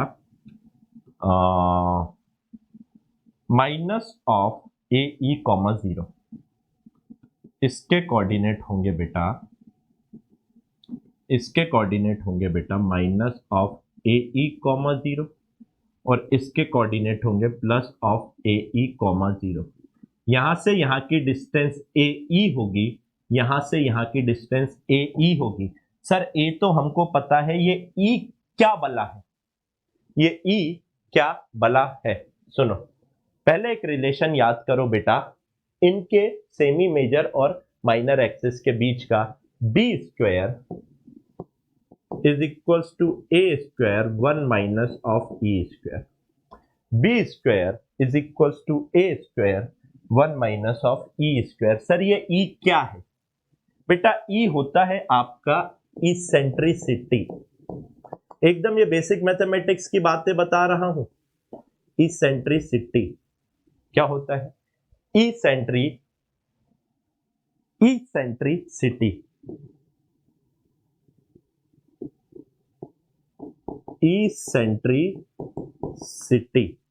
ये इसेंट्रिसिटी क्या होता है सर? नाम तो बहुत भारी दिख रहा है बेटा। इलिप्स की कितनी प्रॉपर्टी है ये बताता है, या इलिप्स कितना चपटा है ये बताता है। सोचो, लिखो लिखो लिखो।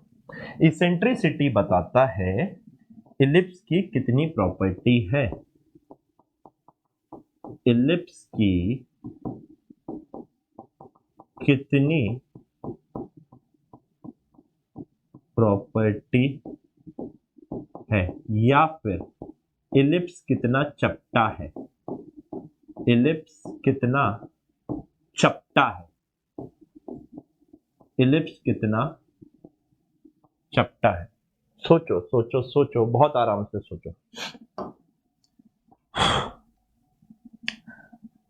अगर सोचना है, मैं कुछ इलिप्स बना रहा हूं, ज्यादा इलिप्टिकल प्रॉपर्टी किसमें आप बताना। एक इलिप्स ये है, एक इलिप्स ये है, एक इलिप्स एक इलिप्स ये है, एक इलिप्स ये है, और एक इलिप्स ये है। ज्यादा इलिप्स की प्रॉपर्टी किसमें है? जो ज्यादा चपटा दिख रहा है। ये तो एकदम गोल दिख रहा है। अगर इसेंट्रिसिटी बिल्कुल नहीं होगी, अगर इसेंट्रिसिटी जीरो होगी, अगर इसेंट्रिसिटी जीरो होगी, अगर इसेंट्रिसिटी जीरो होगी तो क्या होगा? सोचो, आपका इलिप्स की बिल्कुल भी प्रॉपर्टी नहीं रहेगी, और इलिप्स की बिल्कुल भी प्रॉपर्टी नहीं रहेगी तो क्या गोल हो जाएगा या नहीं? इसेंट्रिसिटी जीरो कर दो। अगर इसेंट्रिसिटी जीरो कर दिया तो बेटा इलिप्स ना रह के सर्कल बन जाएगा या नहीं? इसेंट्रिसिटी जीरो का क्या मतलब है? सोचो, इसेंट्रिसिटी जीरो कर दो तो क्या बेटा B square is equals to A square, B equals to A, यानी रेडियस ऑफ सर्कल हो जाएगा।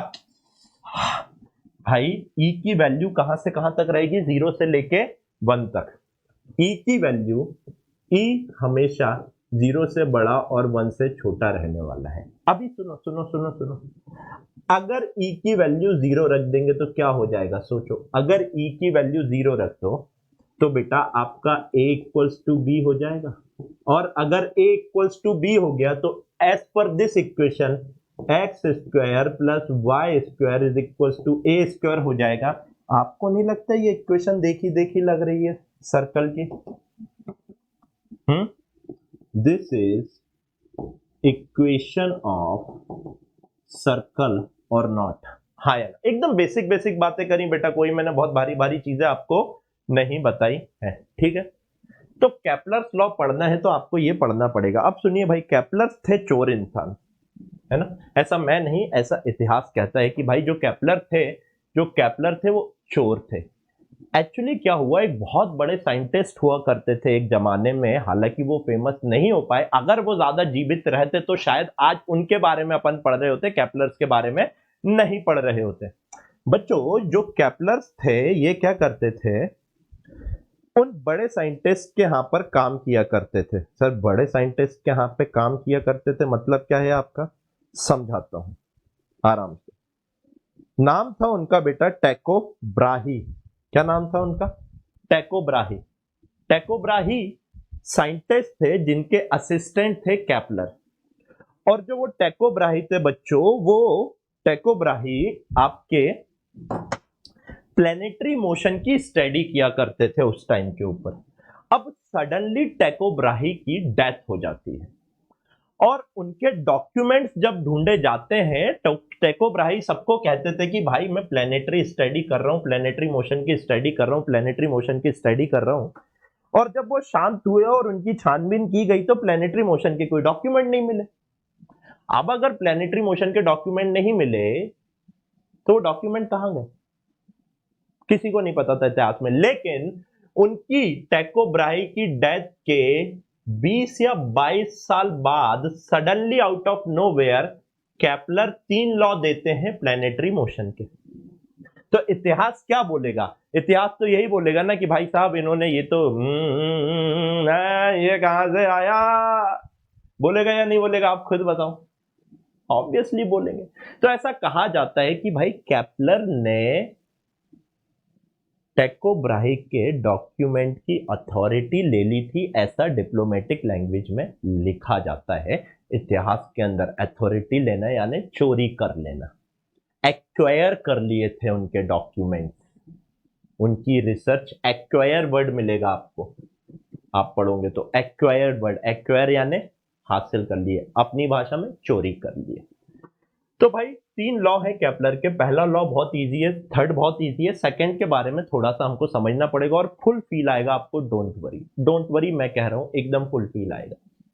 भाई अगर मैं केपलर की बात करता हूं तो फर्स्ट लॉ दिया उन्होंने, द लॉ ऑफ ऑर्बिट। इन्होंने बताया जितने भी प्लेनेट हैं वो एक क्लोज्ड इलिप्टिकल ऑर्बिट में घूमते हैं सन के इर्द गिर्द, और जो सन है वो किसी ना किसी एक फोकाई पर है, 2 में से किसी एक फोकाई पर है। सोचो उस टाइम कहां सैटेलाइट वगैरह हमने ऊपर भेजे ही नहीं थे, उस टाइम हमने अर्थ की सोलर सिस्टम की पिक्चर वगैरह निकाली नहीं थी, उस टाइम तो बस ढूंढा था हमने चीजों को। और उस टाइम पे इन्होंने कैलकुलेशन करके बताया कि जो आपके प्लैनेट हैं वो सन के इर्द गिर्द एक इलिप्टिकल ऑर्बिट में घूम रहे हैं, ना कि सर्कुलर ऑर्बिट में। और बच्चों ये जो सन है ये 2 में से किसी एक फोकाई पर है, 2 में से किसी एक फोकाई के ऊपर है। भाई इन्होंने तब बता दिया था। अच्छा सर, तो एज पर केपलर, देखो भाई केपलर के हिसाब से क्या चला था, वापस से आपको एलिप्स बनाना पड़ेगा, चीजों को समझना पड़ेगा बहुत अच्छे से। एज पर केपलर जो आपका सन है बेटा वो एक फोकाई पर है, दोनों में से किसी तो भी एक। उन्होंने ये नहीं बताया था किस फोकाई पर है, उन्होंने कहा था दोनों में से किसी एक फोकाई पर है। ठीक है, तो लेट से मैं मान रहा हूं मेरा सन यहां पर है। ठीक है, मेरा सन बेटा यहां पर है। ठीक है, ओके, कोई दिक्कत नहीं। ये वाले पॉइंट क्या होंगे सर? -(a,0). ये वाले पॉइंट क्या हो जाएंगे बेटा सर? a,0, और ये वाला आपका 0,0 होगा या नहीं होगा? हाँ जी। यहां से यहां तक की डिस्टेंस कितनी होगी मेरे बच्चे? यहां से यहां तक की डिस्टेंस कितनी होगी आप बताइए? ए ई लिखा था यानी डिस्टेंस लिख रहा हूं, माइनस लिखने की कोई जरूरत नहीं है। ए ई लिखा था या नहीं लिखा था? हाँ भाई, इसके जो कोऑर्डिनेट लिखे थे अपन ने वो -(a,e,0) लिखे थे या नहीं? फोकाई के। हाँ, तो मेरे बच्चे यहां से यहां तक की डिस्टेंस ये पूरी ए है, ये पूरी ए है, और ए ई माइनस होगी तो ये बची हुई कितनी बची? A minus A E, A minus A E, 1 minus of E लिख सकता हूं या नहीं? A minus A E, A minus A E, A into 1 minus of E लिख सकता हूं या नहीं? लिख देता हूं नहीं अभी बेटा कोई लोग। A minus of A E, A into 1 minus of E. अभी खीर खाने चले जाएंगे, ये क्या कर दिया sir? Right, A into 1 minus of E. अच्छा एक बात बताओ, यहां से यहां तक की डिस्टेंस कितनी थी सर? ये ए है, और इसमें अगर ए ई ऐड कर दूंगा तो सन से लेकर यहां से यहां तक की डिस्टेंस कितनी हो जाएगी आराम से? सर ये वाली जो डिस्टेंस है ये ए प्लस ए ई हो जाएगी या नहीं हो जाएगी? हाँ जी सर। तो क्या ये बेटा ए इंटू 1 प्लस ऑफ ई होगा या नहीं होगा? हाँ, सुनो, सन से मैक्सिमम दूरी कितनी हो रही है? मैक्सिमम दूरी, कोई भी दूरी देख लो सन से इस ऑर्बिट की, सबसे ज्यादा मैक्सिमम दूरी कौन सी आ रही है सर? मैक्सिमम तो यही आ रही है, ये वाली है ना, दैट इज a1 प्लस ई। और मिनिमम कौन सी आ रही है? ये आ रही है, देख लो बेटा कहीं से भी, मिनिमम तो यही वाली आ रही है, राइट। तो इसको कहते हैं मेरे बच्चे r minimum, minimum distance from sun. और ये क्या कहलाता है बेटा? R maximum. ये मैक्सिमम डिस्टेंस फ्रॉम सन कहलाता है। यहां तक तो आपको कोई दिक्कत नहीं हुई होगी, ठीक है। अभी सुनो, यहां पर ये वाला जो पॉइंट है बच्चों, इसका नाम क्या कहलाता है? इसका नाम कहलाता है पेरिहीलियन। क्या कहलाता है? याद करना पड़ेगा।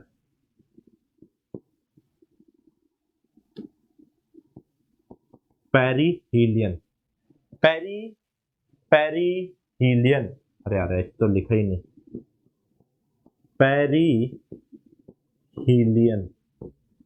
पेरिहीलियन इसको कहा जाता है। या फिर अर्थ, वैसे जनरली किसी प्लेनेट की बात करूं तो पेरिहीलियन, अर्थ के लिए इसको क्या कहा जाता है बेटा? पेरिजी कहा जाता है। पेरिजी, पेरिजी सबसे पास है या नहीं है? हाँ जी सर, ये क्लोजेस्ट पॉइंट कहलाता है। पेरिजी का मतलब क्लोजेस्ट पॉइंट होता है। इस वाले पॉइंट को कहा जाता है बेटा एपीहीलियन।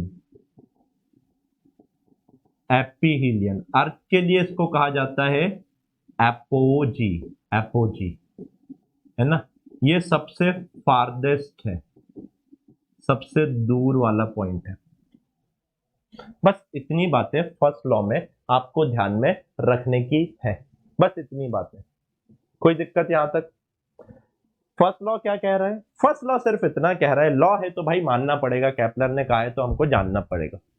फर्स्ट लॉ बहुत सिंपली ये कह रहा है कि भाई जो भी आपके प्लैनेट हैं वो एक इलेप्टिकल ऑर्बिट में अराउंड द सन घूमते हैं, और इलेप्टिकल ऑर्बिट में अगर घूम रहे हैं तो सन कहाँ है? सन उसके एक फोकाई के ऊपर है। बस इतना, और कुछ नहीं, बस इतना। अच्छा सर ठीक है, बस मैंने कुछ चीजें एक्स्ट्रा बता दी। पेरिहीलियन, एपीहीलियन क्या होता है, डिस्टेंस मिनिमम मैक्सिमम क्या होती है, क्योंकि सेकंड लॉ में बहुत सारी चीजें आएंगी तो उसकी कुछ चीजें मैंने यहाँ बता दी। ये एपीहीलियन है, ये पेरिहीलियन है, ये क्या होता है अभी सुनो। अभी सेकंड लॉ में समझ आएगा, मैं आपको थोड़ा सा बता रहा हूं। अब इंटरेस्टिंग चीज देखो बेटा, अब मजा आएगी। जब सन, जब आपका प्लेनेट पेरिहीलियन पे होता है ना बेटा, इसकी स्पीड मैक्सिमम होती है, और जब एपीहीलियन पे होता है ना तो प्लेनेट की स्पीड मिनिमम होती है सर? मतलब यहां से यहां जब आपका प्लेनेट चल रहा है, यहां धीरे से, यहां से, यहां से ऐसे चलता है, ऐसे चलता है, ऐसे चलता है, ऐसे, यहां पर स्लो हो जाएगा, यहां पर स्लो हो जाएगा, और यहां पर क्या हो जाएगा? यहां पर आके फास्ट हो जाता है। अब क्यों होता है? ये बहुत इंटरेस्टिंग है जानना। बहुत सही बताया उन्होंने। यहां से चल रहे तेज आया, स्लो, स्पीड बड़ी पट्ट से निकला और स्लो हुआ, और स्पीड बड़ी पट्ट से निकला और स्लो हुआ, और स्पीड पट्ट से निकला और स्लो, ऐसे। यानी कि जैसे ही पास जाता है स्पीड बढ़ाता है, और दूर जाता है तो स्पीड घटाता है। पास जाएगा स्पीड बढ़ा रहा होगा, दूर जाएगा स्पीड घटा रहा होगा। ऐसा होता है प्लेनेट के साथ? हाँ होता है, ऐसा एक्चुअल में होता है। अब ये क्यों होता है, इसके लिए आपको सेकंड लॉ समझना पड़ेगा। अब क्या लिखा हुआ है इसको तो आप भूल जाओ, जो भी लिखा हुआ है आप लोड मत लो, मैं समझाता हूं, don't worry about it. Kepler ने कहा सेकंड लॉ में जो एरियल वेलोसिटी ऑफ प्लेनेट होती है वो कांस्टेंट होती है। वेलोसिटी कांस्टेंट नहीं होती, areal velocity, areal velocity constant होती है। क्या कांस्टेंट होती है बेटा? वेलोसिटी नहीं, एरियल वेलोसिटी कांस्टेंट होगी। सर ये क्या होता है? समझा रहा हूं। मतलब कि एरियल वेलोसिटी मतलब कि ये इक्वल टाइम में इक्वल एरिया कवर करेगा, इक्वल टाइम में, इक्वल टाइम में इक्वल एरिया कवर करेगा, इक्वल टाइम में इक्वल एरिया कवर करेगा, इक्वल टाइम में इक्वल एरिया कवर करेगा। लेट से, सुनो मेरी बात, आराम से फील करो, पूरा फील का मामला है बेटा, सब समझाऊंगा और बहुत आराम से समझाऊंगा, पहले समझ तो। लेकिन मान लो, सुनो मेरी बात, मान लो इक्वल टाइम में इक्वल एरिया कवर करने का मतलब क्या है? लेट्स से ये एरिया दिख रहा है, हाँ सर, जो आपका प्लेनेट है, पूरा फील दूंगा उसके बाद प्रूफ कराऊंगा। आपका प्लेनेट बेटा यहां से यहां पहुंच रहा है, यहां से यहां जा रहा है टी टाइम में, और ये जो एरिया कवर कर रहा है, लेट से ये कोई एरिया ए है, दिख रहा है आराम से, यहां से यहां पहुंच रहा है कोई टी टाइम में। सुनो मेरी बात, अभी लिखना नहीं, टी टाइम में ए का एरिया कवर किया, तो बेटा इसका एरिया पर यूनिट टाइम कांस्टेंट रहेगा। ये कहलाती है इसकी एरियल वेलोसिटी, ये कहलाती है बेटा इसकी एरियल वेलोसिटी। अभी लिखना नहीं, फील लो पहले। ये लॉ था, उन्होंने कह दिया था तो हमको मानना पड़ेगा कि इक्वल टाइम में इक्वल एरिया स्वीप करेगा, इक्वल टाइम में इक्वल एरिया कवर करेगा। सब बताऊंगा, क्या लिखा उसको मत पढ़ो, नहीं दिक्कत में फंस जाओगे। ठीक है सर, आपने कहा, हमने मान लिया। इक्वल टाइम में इक्वल एरिया कवर कर रहा है, हाँ, तो सोच समझ और थोड़ी सी बुद्धि लगा, थोड़ी सी, ज्यादा नहीं। अगर सेम टी टाइम में इधर पर आपका ऑब्जेक्ट सेम टाइम में सेम एरिया कवर करने वाला चाहिए है, तो आप मेरे को बताओ, जब इधर पर आएगा तो क्या जो एरिया है बेटा ये कुछ ऐसा होगा या नहीं होगा, सेम ए का एरिया। सोच सोच सोच सोच सोच, यहां पर बड़ा है, ये बड़ा है, ये ए एरिया है, यहां पर भी सेम एरिया लेना है तो बेटा कुछ बड़ा होगा यहां पर, ऐसा, हाँ या ना? सोच पा रहा है, फील हो रहा है? इधर पर ये लेंथ बड़ी है, इधर पे लेंथ बड़ी है तो ये आर्क छोटी है, इधर पे आपकी लेंथ छोटी है तो आर्क बड़ी होना चाहिए to make the equal area. हाँ, यानी कि सर इस बार आपका प्लेनेट यहां से यहां आ रहा है, अब उसको टी टाइम में इतना चलना पड़ेगा या नहीं, तभी वो टी टाइम में ए का एरिया कवर करेगा। ये भी ए का एरिया है, ये भी ए का एरिया है। प्लेनेट को टी टाइम में ए का एरिया कवर करना है, और प्लेनेट को अगर बेटा टी टाइम में ए का एरिया कवर करना है तो सोचो, एरियल वेलोसिटी कांस्टेंट रखना है भाई। आपके केपलर ने सेकंड लॉ में ये कह दिया था कि एरियल वेलोसिटी कांस्टेंट होती है, area sweep per unit time constant होता है, और area sweep per unit time constant होगा तो सेम टाइम में सेम एरिया कवर करना है। तो जब वो बेटा एपीहीलियन पर होगा उस टाइम पे उसको कम चलना पड़ेगा, और जब पेरीहीलियन पे होगा तो उस टाइम पे उसको ज्यादा चलना पड़ेगा।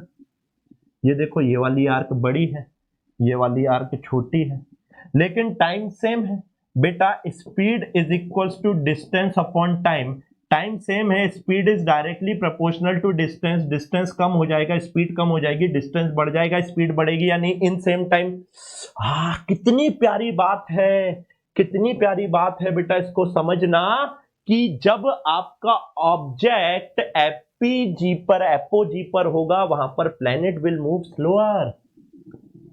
एपोजी पर होगा, एपोजी पर होगा, इसका मतलब बच्चे यहां पर planet will move slower, planet will move slower. और जब आपका ऑब्जेक्ट पेरीजी पे होगा, पेरीजी बोल लो, पेरीहीलियन बोल लो, एक ही रहता है, अर्थ के लिए जी शब्द यूज करते हैं, बाकी वो है पेरीहीलियन। तो आपका प्लेनेट विल मूव फास्टर और नॉट, प्लेनेट विल, फील आया, मूव फास्टर और नॉट। भाई फील आना बहुत जरूरी है, इसका पूरा फील आना बहुत जरूरी है। देखो, टी टाइम में इसको इतना डिस्टेंस कवर करना है और टी टाइम में इसको यहाँ इतना डिस्टेंस कवर करना है, तो सेम टाइम है और डिस्टेंस चेंज हो रहा है तो स्पीड को चेंज होना पड़ेगा। Speed is equal to distance upon time, time constant है, speed is directly proportional to distance, distance कम होगा स्पीड कम होगी, डिस्टेंस बढ़ जाएगा स्पीड बढ़ जाएगी, पूरा फील आएगा। तो अब आप मेरे को बताओ, जब आपका ऑब्जेक्ट पेरीहीलियन पे होगा मैक्सिमम वेलोसिटी होगी, और जब वो एपीहीलियन पे होगा तो मिनिमम वेलोसिटी होगी या नहीं होगी, हाँ या ना? भाई मजा है केपलर के सेकंड लॉ में, बहुत भयंकर मजा है। यानी areal velocity to remain constant, Kepler ने अपने सेकंड लॉ में ये कहा था, areal velocity to remain constant. Areal velocity बोले तो, एरियल वेलोसिटी बोले तो बच्चों एरिया पर यूनिट टाइम ये कांस्टेंट रहेगा, या इसी को डीए बाई dt भी लिख देंगे, बात एक ही होती है। अगर एरिया पर यूनिट टाइम कांस्टेंट है मेरे बच्चे, तो क्या मैं ये लिख सकता हूं A1 T1 upon A2 T2 is equals to A3 T3, ये कांस्टेंट रहने वाला है, हाँ या ना? A upon T will remain constant, A upon T will remain constant. मजा आया? नाउ केपलर का सेकेंड लॉ जो रहता है बेटा, ये लॉ ऑफ एंगुलर कंजर्वेशन के ऊपर, कंजर्वेशन ऑफ एंगुलर मोमेंटम के ऊपर बेस्ड है। क्यों है sir conservation of angular momentum के ऊपर बेस्ड? क्योंकि अबाउट सन प्लेनेट का टॉर्क हमेशा जीरो रह रहा है ड्यूरिंग द रिवॉल्यूशन। सर कैसे? अब देखो समझाना चालू करता हूं, पढ़िए। It state that the line joining the sun and planet sweeps out equal area and equal time, और the rate of sweeping area by position of planet with respect to sun remains constant. यही समझाया। Planet do not revolve around sun with constant speed या angular speed. उनकी जो areal velocity है वो constant रहेगी, लेकिन वेलोसिटी चेंज हो रही होगी या नहीं? एक जगह v max एक जगह v min हो जाएगी। हाँ जी sir. Planet move faster when it is near to sun, perigee, and move slower when it is farther to sun, that is apogee। समझा दिया। Kepler's second law is basically alternative statement of conservation of angular momentum about the sun। सुनो सुनो सुनो, about the sun conservation of angular momentum लगा हुआ है। angular momentum conserve कब होता है मेरे लाल? सर एंगुलर मोमेंटम जो है वो कंजर्व होगा जब मेरा net torque about sun zero होगा, हाँ या ना? जब मेरा net torque about sun zero होगा तब मेरा एंगुलर मोमेंटम कंजर्व होगा या नहीं होगा? हाँ जी सर। इसका मतलब कि initial angular momentum is equals to final angular momentum. इसका मतलब कि जो तुम्हारा एंगुलर मोमेंटम है ये कांस्टेंट है या नहीं? अच्छे से देखो, किसी भी पोजीशन के ऊपर जो सेंट्रीपिटल फोर्स लग रहा होगा वो क्या, जो ग्रेविटेशनल फोर्स, सेंट्रीपिटल मैंने गलत बोल दिया सॉरी, जो ग्रेविटेशनल फोर्स लग रहा होगा वो सन की तरफ लग रहा होगा या नहीं?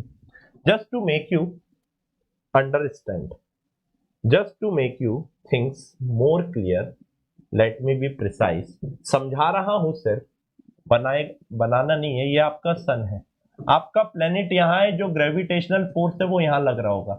आपका प्लेनेट यहाँ है, ग्रेविटेशनल फोर्स यहाँ, आपका प्लेनेट यहाँ है, ग्रेविटेशनल फोर्स यहाँ इस तरफ टूवर्ड्स द सन। आपका प्लेनेट यहाँ है, gravitational force towards the sun, हाँ या ना? आपका प्लेनेट यहाँ है, gravitational force towards the sun. आपका फोर्स यहाँ, प्लेनेट यहाँ है, gravitational force towards the sun. आपका प्लेनेट यहाँ है, gravitational force towards the sun. आपका प्लेनेट यहाँ है बेटा, gravitational force towards the sun. आपका प्लेनेट यहाँ है बेटा, gravitational force towards the sun. During the whole elliptical revolution, क्या जो force, gravitational force between planet and sun towards the sun लग रहा है, तो क्या परपेंडिकुलर डिस्टेंस बेटा जीरो हो जाएगा। परपेंडिकुलर डिस्टेंस जीरो हो गया तो टॉर्क जीरो हो जाएगा, और टॉर्क जीरो हो गया तो during the whole revolution net torque on planet about sun zero हो रहा है। और net torque of planet about sun अगर जीरो हो रहा है तो आप मेरे को एक बात बताओ बच्चों, आपका law of conservation of angular momentum valid होगा या नहीं होगा? हाँ या ना? आप सिर्फ इतना बना लेना, आप सिर्फ इतना बना लेना, आपका प्लेनेट बच्चे यहाँ पर है, आपका प्लेनेट बच्चे यहाँ पर है, तो जो ग्रेविटेशनल फोर्स लग रहा होगा अबाउट सन बच्चे इस पर्टिकुलर डायरेक्शन में लग रहा होगा, और इस पर्टिकुलर डायरेक्शन में अगर लग रहा होगा तो ये आपका सन है और ये आपका सन है, तो टूवर्ड्स द सन लग रहा होगा। तो आपका जो आर जीरो होगा, आर जीरो होगा तो बेटा ये जो टॉर्क होगा इसका, तो जो प्लेनेट का टॉर्क होगा अबाउट सन वो जीरो होगा। बस इतनी सी बात समझना है बेटा, क्या बहुत बड़ी बात है? नहीं। अब काम की चीज सुनो, थोड़ा सा डेरिवेशन पार्ट है इसका, हल्का सा देखते हैं। हालांकि आप लोग को डायरेक्ट बता दिया जाएगा बुक वगैरह में भी, लेकिन मैं आपको थोड़ा सा प्रूफ करके कुछ चीजें फील कराता हूं कि भाई आपका एंगुलर मोमेंटम कांस्टेंट कैसे हो रहा है। मैथमेटिकली भी तो देखे, अभी तो हमने लॉजिकली देखा कि हाँ भाई आपका जितना भी फोर्स ऑफ ग्रेविटेशन है वो टूवर्ड्स द सन लग रहा है, यानी कि आपकी जो लाइन ऑफ एक्शन है वो फोर्स की वो सन के अलोंग ही है, तो आर आपका जीरो हो जाएगा, परपेंडिकुलर डिस्टेंस कुछ आएगा नहीं। अब एरियल वेलोसिटी बेटा क्या होता है?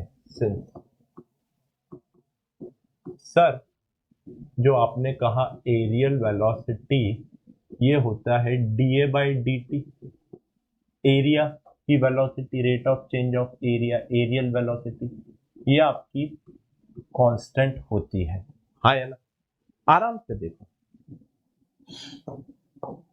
समझने की कोशिश करिएगा, ठीक है। ये आपका एक इलिप्टिकल पाथ है, ओके।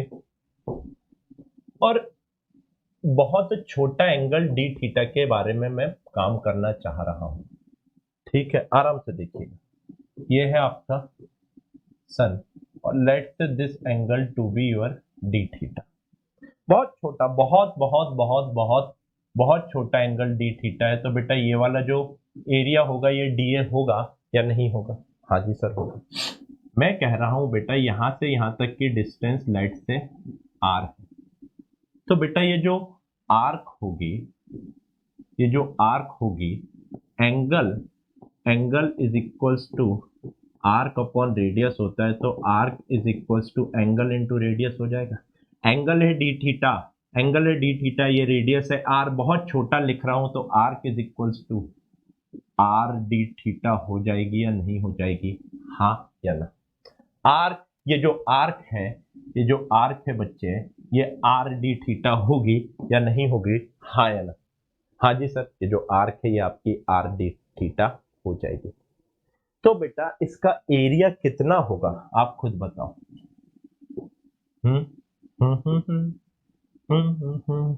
बेटा इसका एरिया कितना होगा? ये वाला जो एरिया दिख रहा है ये कितना होगा?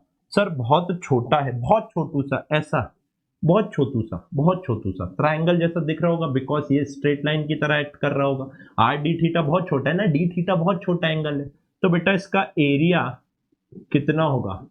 Half of base into height, half of base into height होगा या नहीं? ये एरिया बहुत छोटा है, ट्राइंगल जैसा दिख रहा होगा या नहीं, सोचो। हाँ सर, जब मैं सर्कल को काटता हूँ बहुत छोटा तो ट्राइंगल निकलता है। सर्कल का एरिया कैसे निकाला था, याद करो, याद करो, सर्कल का एरिया कैसे निकाला था? पाई आर स्क्वायर, छोटे छोटे छोटे ट्राइंगल काट के निकाला था, एप्लीकेशन ऑफ इंटीग्रेशन। अगर दिक्कत है तो जाके देख लेना आज वापस से नीट की नींद में। हाँ सर, तो ये आपका एरिया हो गया। तो बेटा जो एरिया होगा, आर, आर कांस्टेंट है। इधर देखो, एरियल वेलोसिटी, यहां से मेरे बच्चे जो तेरी एरियल वेलोसिटी आएगी वो क्या आएगी?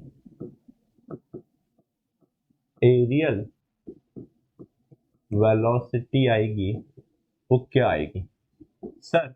d by D T of 1/2 are square D theta लिख सकता हूं? हाँ जी सर।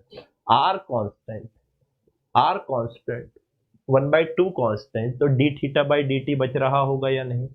हाँ जी सर। तो यहां से ऐसा लिख लो 1/2 are square D theta by d t. तो बेटा ये 1/2 आर स्क्वायर ओमेगा हो गया या नहीं हो गया एरियल वेलोसिटी? आराम से देख लो, हाँ या ना? 1/2 आर स्क्वायर ओमेगा हो गया या नहीं हो गया?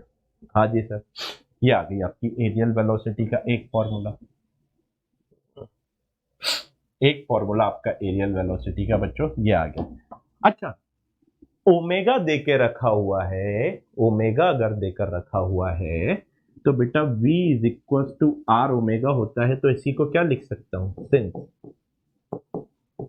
एरियल वेलोसिटी, आराम से देखना, is equal to half r square को आर और एक आर ओमेगा कर लेता हूं। अगर ऐसा है तो आप बताओ मेरे को, यहां से बेटा जो एरियल वेलोसिटी आ रही है वो कितनी आ रही है? सर ये हो जाएगी V R by two, V R by two आ रही है या नहीं? That is linear velocity into R divided by two आ रहा है या नहीं आ रहा है? हाँ जी सर। अच्छा, एरियल वेलोसिटी यहां से अगर आप देखोगे तो बेटा यहां से अगर आप देखोगे एरियल वेलोसिटी कांस्टेंट है या नहीं है? Areal velocity, areal velocity constant है या नहीं है। अगर एरियल वेलोसिटी तो v इंटू आर कॉन्स्टेंट है और v इंटू आर कॉन्स्टेंट है तो क्या v inversely proportional to r आएगा या नहीं आएगा? v inversely proportional to r, v v v inversely proportional to r आ जाएगा, हाँ या ना? फटाक से देखिए बेटा, v inversely proportional to r आ रहा है या नहीं आ रहा है? हाँ यार सर, ये बात तो आपकी एकदम सही है ना? तो v inversely proportional to r अगर आ रहा है तो सोचो सोचो सोचो सोचो, v inversely proportional to r, r is distance, therefore आप मेरे को एक बात बताओ, v1 by v2, v1 by v2 is equal to r2 by r1 हो जाएगा या नहीं? r2 बाय r1 हो जाएगा या नहीं? r2 बाय r1, अगर मैं v1 बाय v2, v आराम से देखना, अगर मैं v1 by v2, v1 maximum ले रहा हूं और v2 मिनिमम ले रहा हूं, तो बेटा आप मेरे को बताओ vmax बाय vmin क्या हो जाएगा? vmax by vmin 1 plus E divided by 1 minus of ई होगा या नहीं होगा? है होगा या नहीं होगा? सर मतलब, अरे मेरे भाई, मैक्सिमम जब आपका यहां पर, इधर देखो, इसलिए यहां लिख दिया था पहले ही, जब आपकी मिनिमम होगी तो डिस्टेंस जो होगा सन से वो a 1 प्लस ई होगा, और जब आपकी मैक्सिमम होगी डिस्टेंस होगा 1 बाय ई। तो बेटा मैक्सिमम बाय मिनिमम अब अगर आपको करना है, मैक्सिमम बाय मिनिमम, तो दिस अपॉन दिस हो जाएगा, तो 1 plus E divided by 1 minus of ई होगा या नहीं होगा? हाँ या ना? 1 plus E divided by 1 minus of e हो जाएगा या नहीं हो जाएगा? हाँ जी सर, हो जाएगा। Now angular momentum of planet about sun क्या है? कांस्टेंट है या नहीं है? Since angular momentum of planet about sun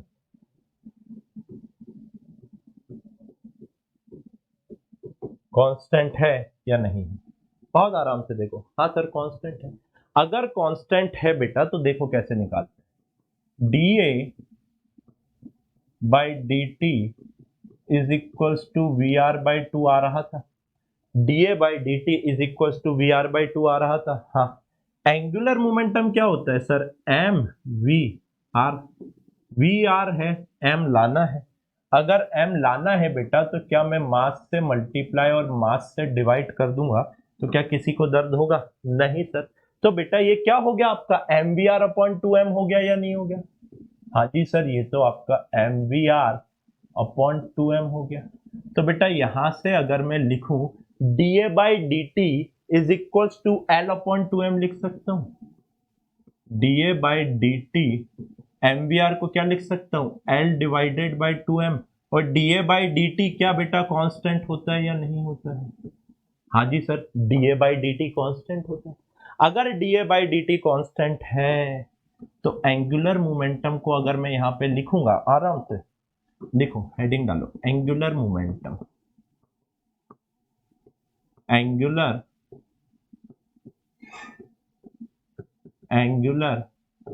momentum की अगर मैं बात करने जा रहा हूं, दैट इज L, बहुत आराम से देखो, L upon 2m is equals to dA by dt को delta A by delta t लिख सकता हूं एवरेज टर्म्स में। हाँ या ना? हाँ, इसमें तो कोई दिक्कत वाली बात नहीं होना चाहिए। तो बेटा यहां से जो L आ रहा है, क्या ये 2m into delta A by delta t? ये तो बेसिक मैथमेटिक्स है ना, कर सकता हूं, कोई दिक्कत वाली बात इसमें नहीं है क्या? नहीं। अब आप बताओ, एक कंप्लीट साइकिल की अगर मैं बात करूंगा तो डेल्टा ए कितना हो जाएगा? Change in area, that is area of ellipse, pi AB। Time कितना हो जाएगा बेटा एक कंप्लीट साइकिल के लिए? मैंने कहा लेट से capital T। For complete cycle लिखो सिंस फॉर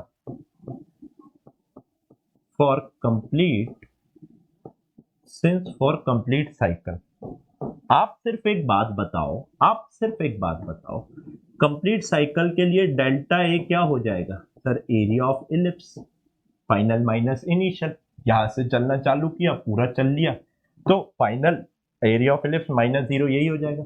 और मैंने कहा बेटा कोई पर्टिकुलर टाइम टी में उसने कंप्लीट किया, तो आप मेरे को बताओ therefore angular momentum is equals to 2m into pi a b divided by t, होगा या नहीं होगा?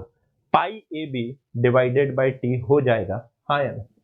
अच्छे से देखो, टाइम पीरियड चेंज नहीं होगा, 2m कांस्टेंट है, that is mass of planet, pi a b जो भी जिस भी ऑर्बिट में घूम रहा है वो कांस्टेंट हो गया। तो भाई ये पूरा का पूरा कांस्टेंट हुआ या नहीं हुआ? हाँ या नहीं? हाँ जी सर, जो हमारा एंगुलर मोमेंटम हुआ वो पूरा का पूरा कांस्टेंट हो गया। अच्छा एक बात बताओ, सुनो, नोट डाल के लिखवा रहा हूं अलग से।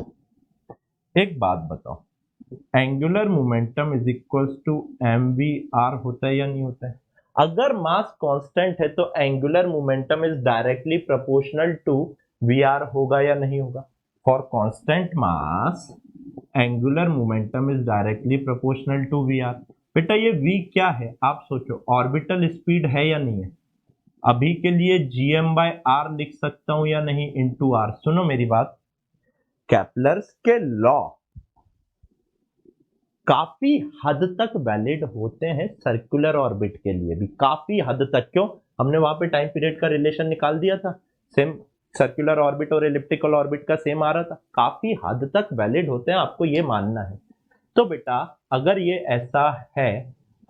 ऐसा है तो आप मेरे को एक बात बताओ और समझाओ, जो आपका एंगुलर मोमेंटम है जीएम तो कांस्टेंट हो गया, इसका मतलब angular momentum directly proportional to r divided by root over of are है, तो angular momentum directly proportional to root over of r होगा या नहीं होगा? वर्ड टू वर्ड में क्वेश्चन है, इसलिए मैंने यहीं पर करवा दिया, ठीक है? हाँ या ना? चलिए भाई, टोटल एनर्जी की अगर मैं बात करता हूं तो कितना हो जाएगा आप खुद बताओ बेटा। Total energy of planet minus of G MEM upon 2a लिखूंगा या नहीं लिखूंगा? टोटल एनर्जी ऑफ प्लेनेट, हालांकि ध्यान रख लो ऐसा काम नहीं आएगा, minus of G m upon of 2a।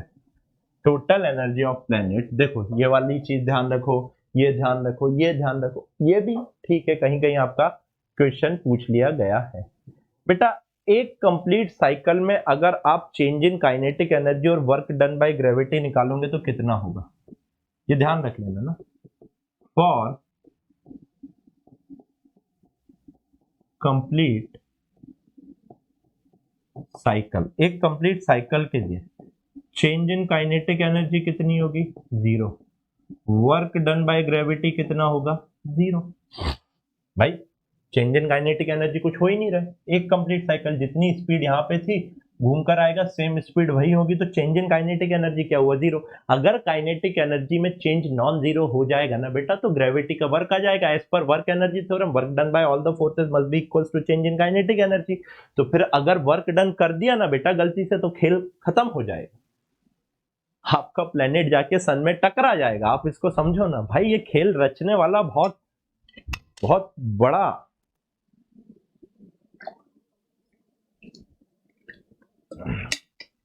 बड़ा खिलाड़ी है जिसने भी इस खेल को रचा है। जिसने भी इस खेल को रचा है बेटा, ये बहुत बहुत बहुत बहुत बड़ा खिलाड़ी है, पता नहीं किसने रचा है लेकिन बढ़िया है। तो ये था बेटा आपका सेकंड लॉ। लास्ट आता है इसका थर्ड लॉ। थर्ड लॉ क्या होता है? थर्ड लॉ के क्वेश्चन तो अपन ऑलरेडी कर चुके हैं। सेकंड लॉ के ऊपर मोस्टली थ्योरेटिकल क्वेश्चन आते हैं, और मोस्टली थ्योरेटिकल क्वेश्चन कैसे आएंगे? आपसे ये सब पूछेगा, इन सारी चीजों के या तो पता क्वेश्चन कैसा आएगा, क्वेश्चन टाइप वो आपको किसी डिस्टेंस पे v1 दे देगा और किसी दूसरे डिस्टेंस पे v2 पूछ लेगा। तो इससे एक क्वेश्चन आ सकता है कि v inversely proportional to r है। Angular momentum about sun conserve होता है या नहीं होता है, ये पूछ लेगा आपसे। ये पूछ लेगा कि भाई जो सेकंड लॉ ऑफ केपलर है ये कौन से लॉ ऑफ फिजिक्स के ऊपर बेस्ड है, law of conservation of angular momentum के ऊपर बेस्ड है। वो आपसे पूछ लेगा एरियल वेलोसिटी कांस्टेंट होती है, क्या होता है, ये सारी चीजें इसमें के क्वेश्चन आपके आते हैं। तो अलग से क्वेश्चन प्रैक्टिस आप वर्ड टू वर्ड से कर सकते हैं। वैसे जितना था मैंने आपको सारी बता दिया। अब ये अपन ऑलरेडी पढ़ के रखे हुए बेटा कि केपलर्स का थर्ड लॉ क्या होता है। केपलर्स का थर्ड लॉ बोलता है conserve with the time product of revolution of planet. इसको लॉ ऑफ पीरियड भी कहा जाता है। T square is directly proportional to are cube.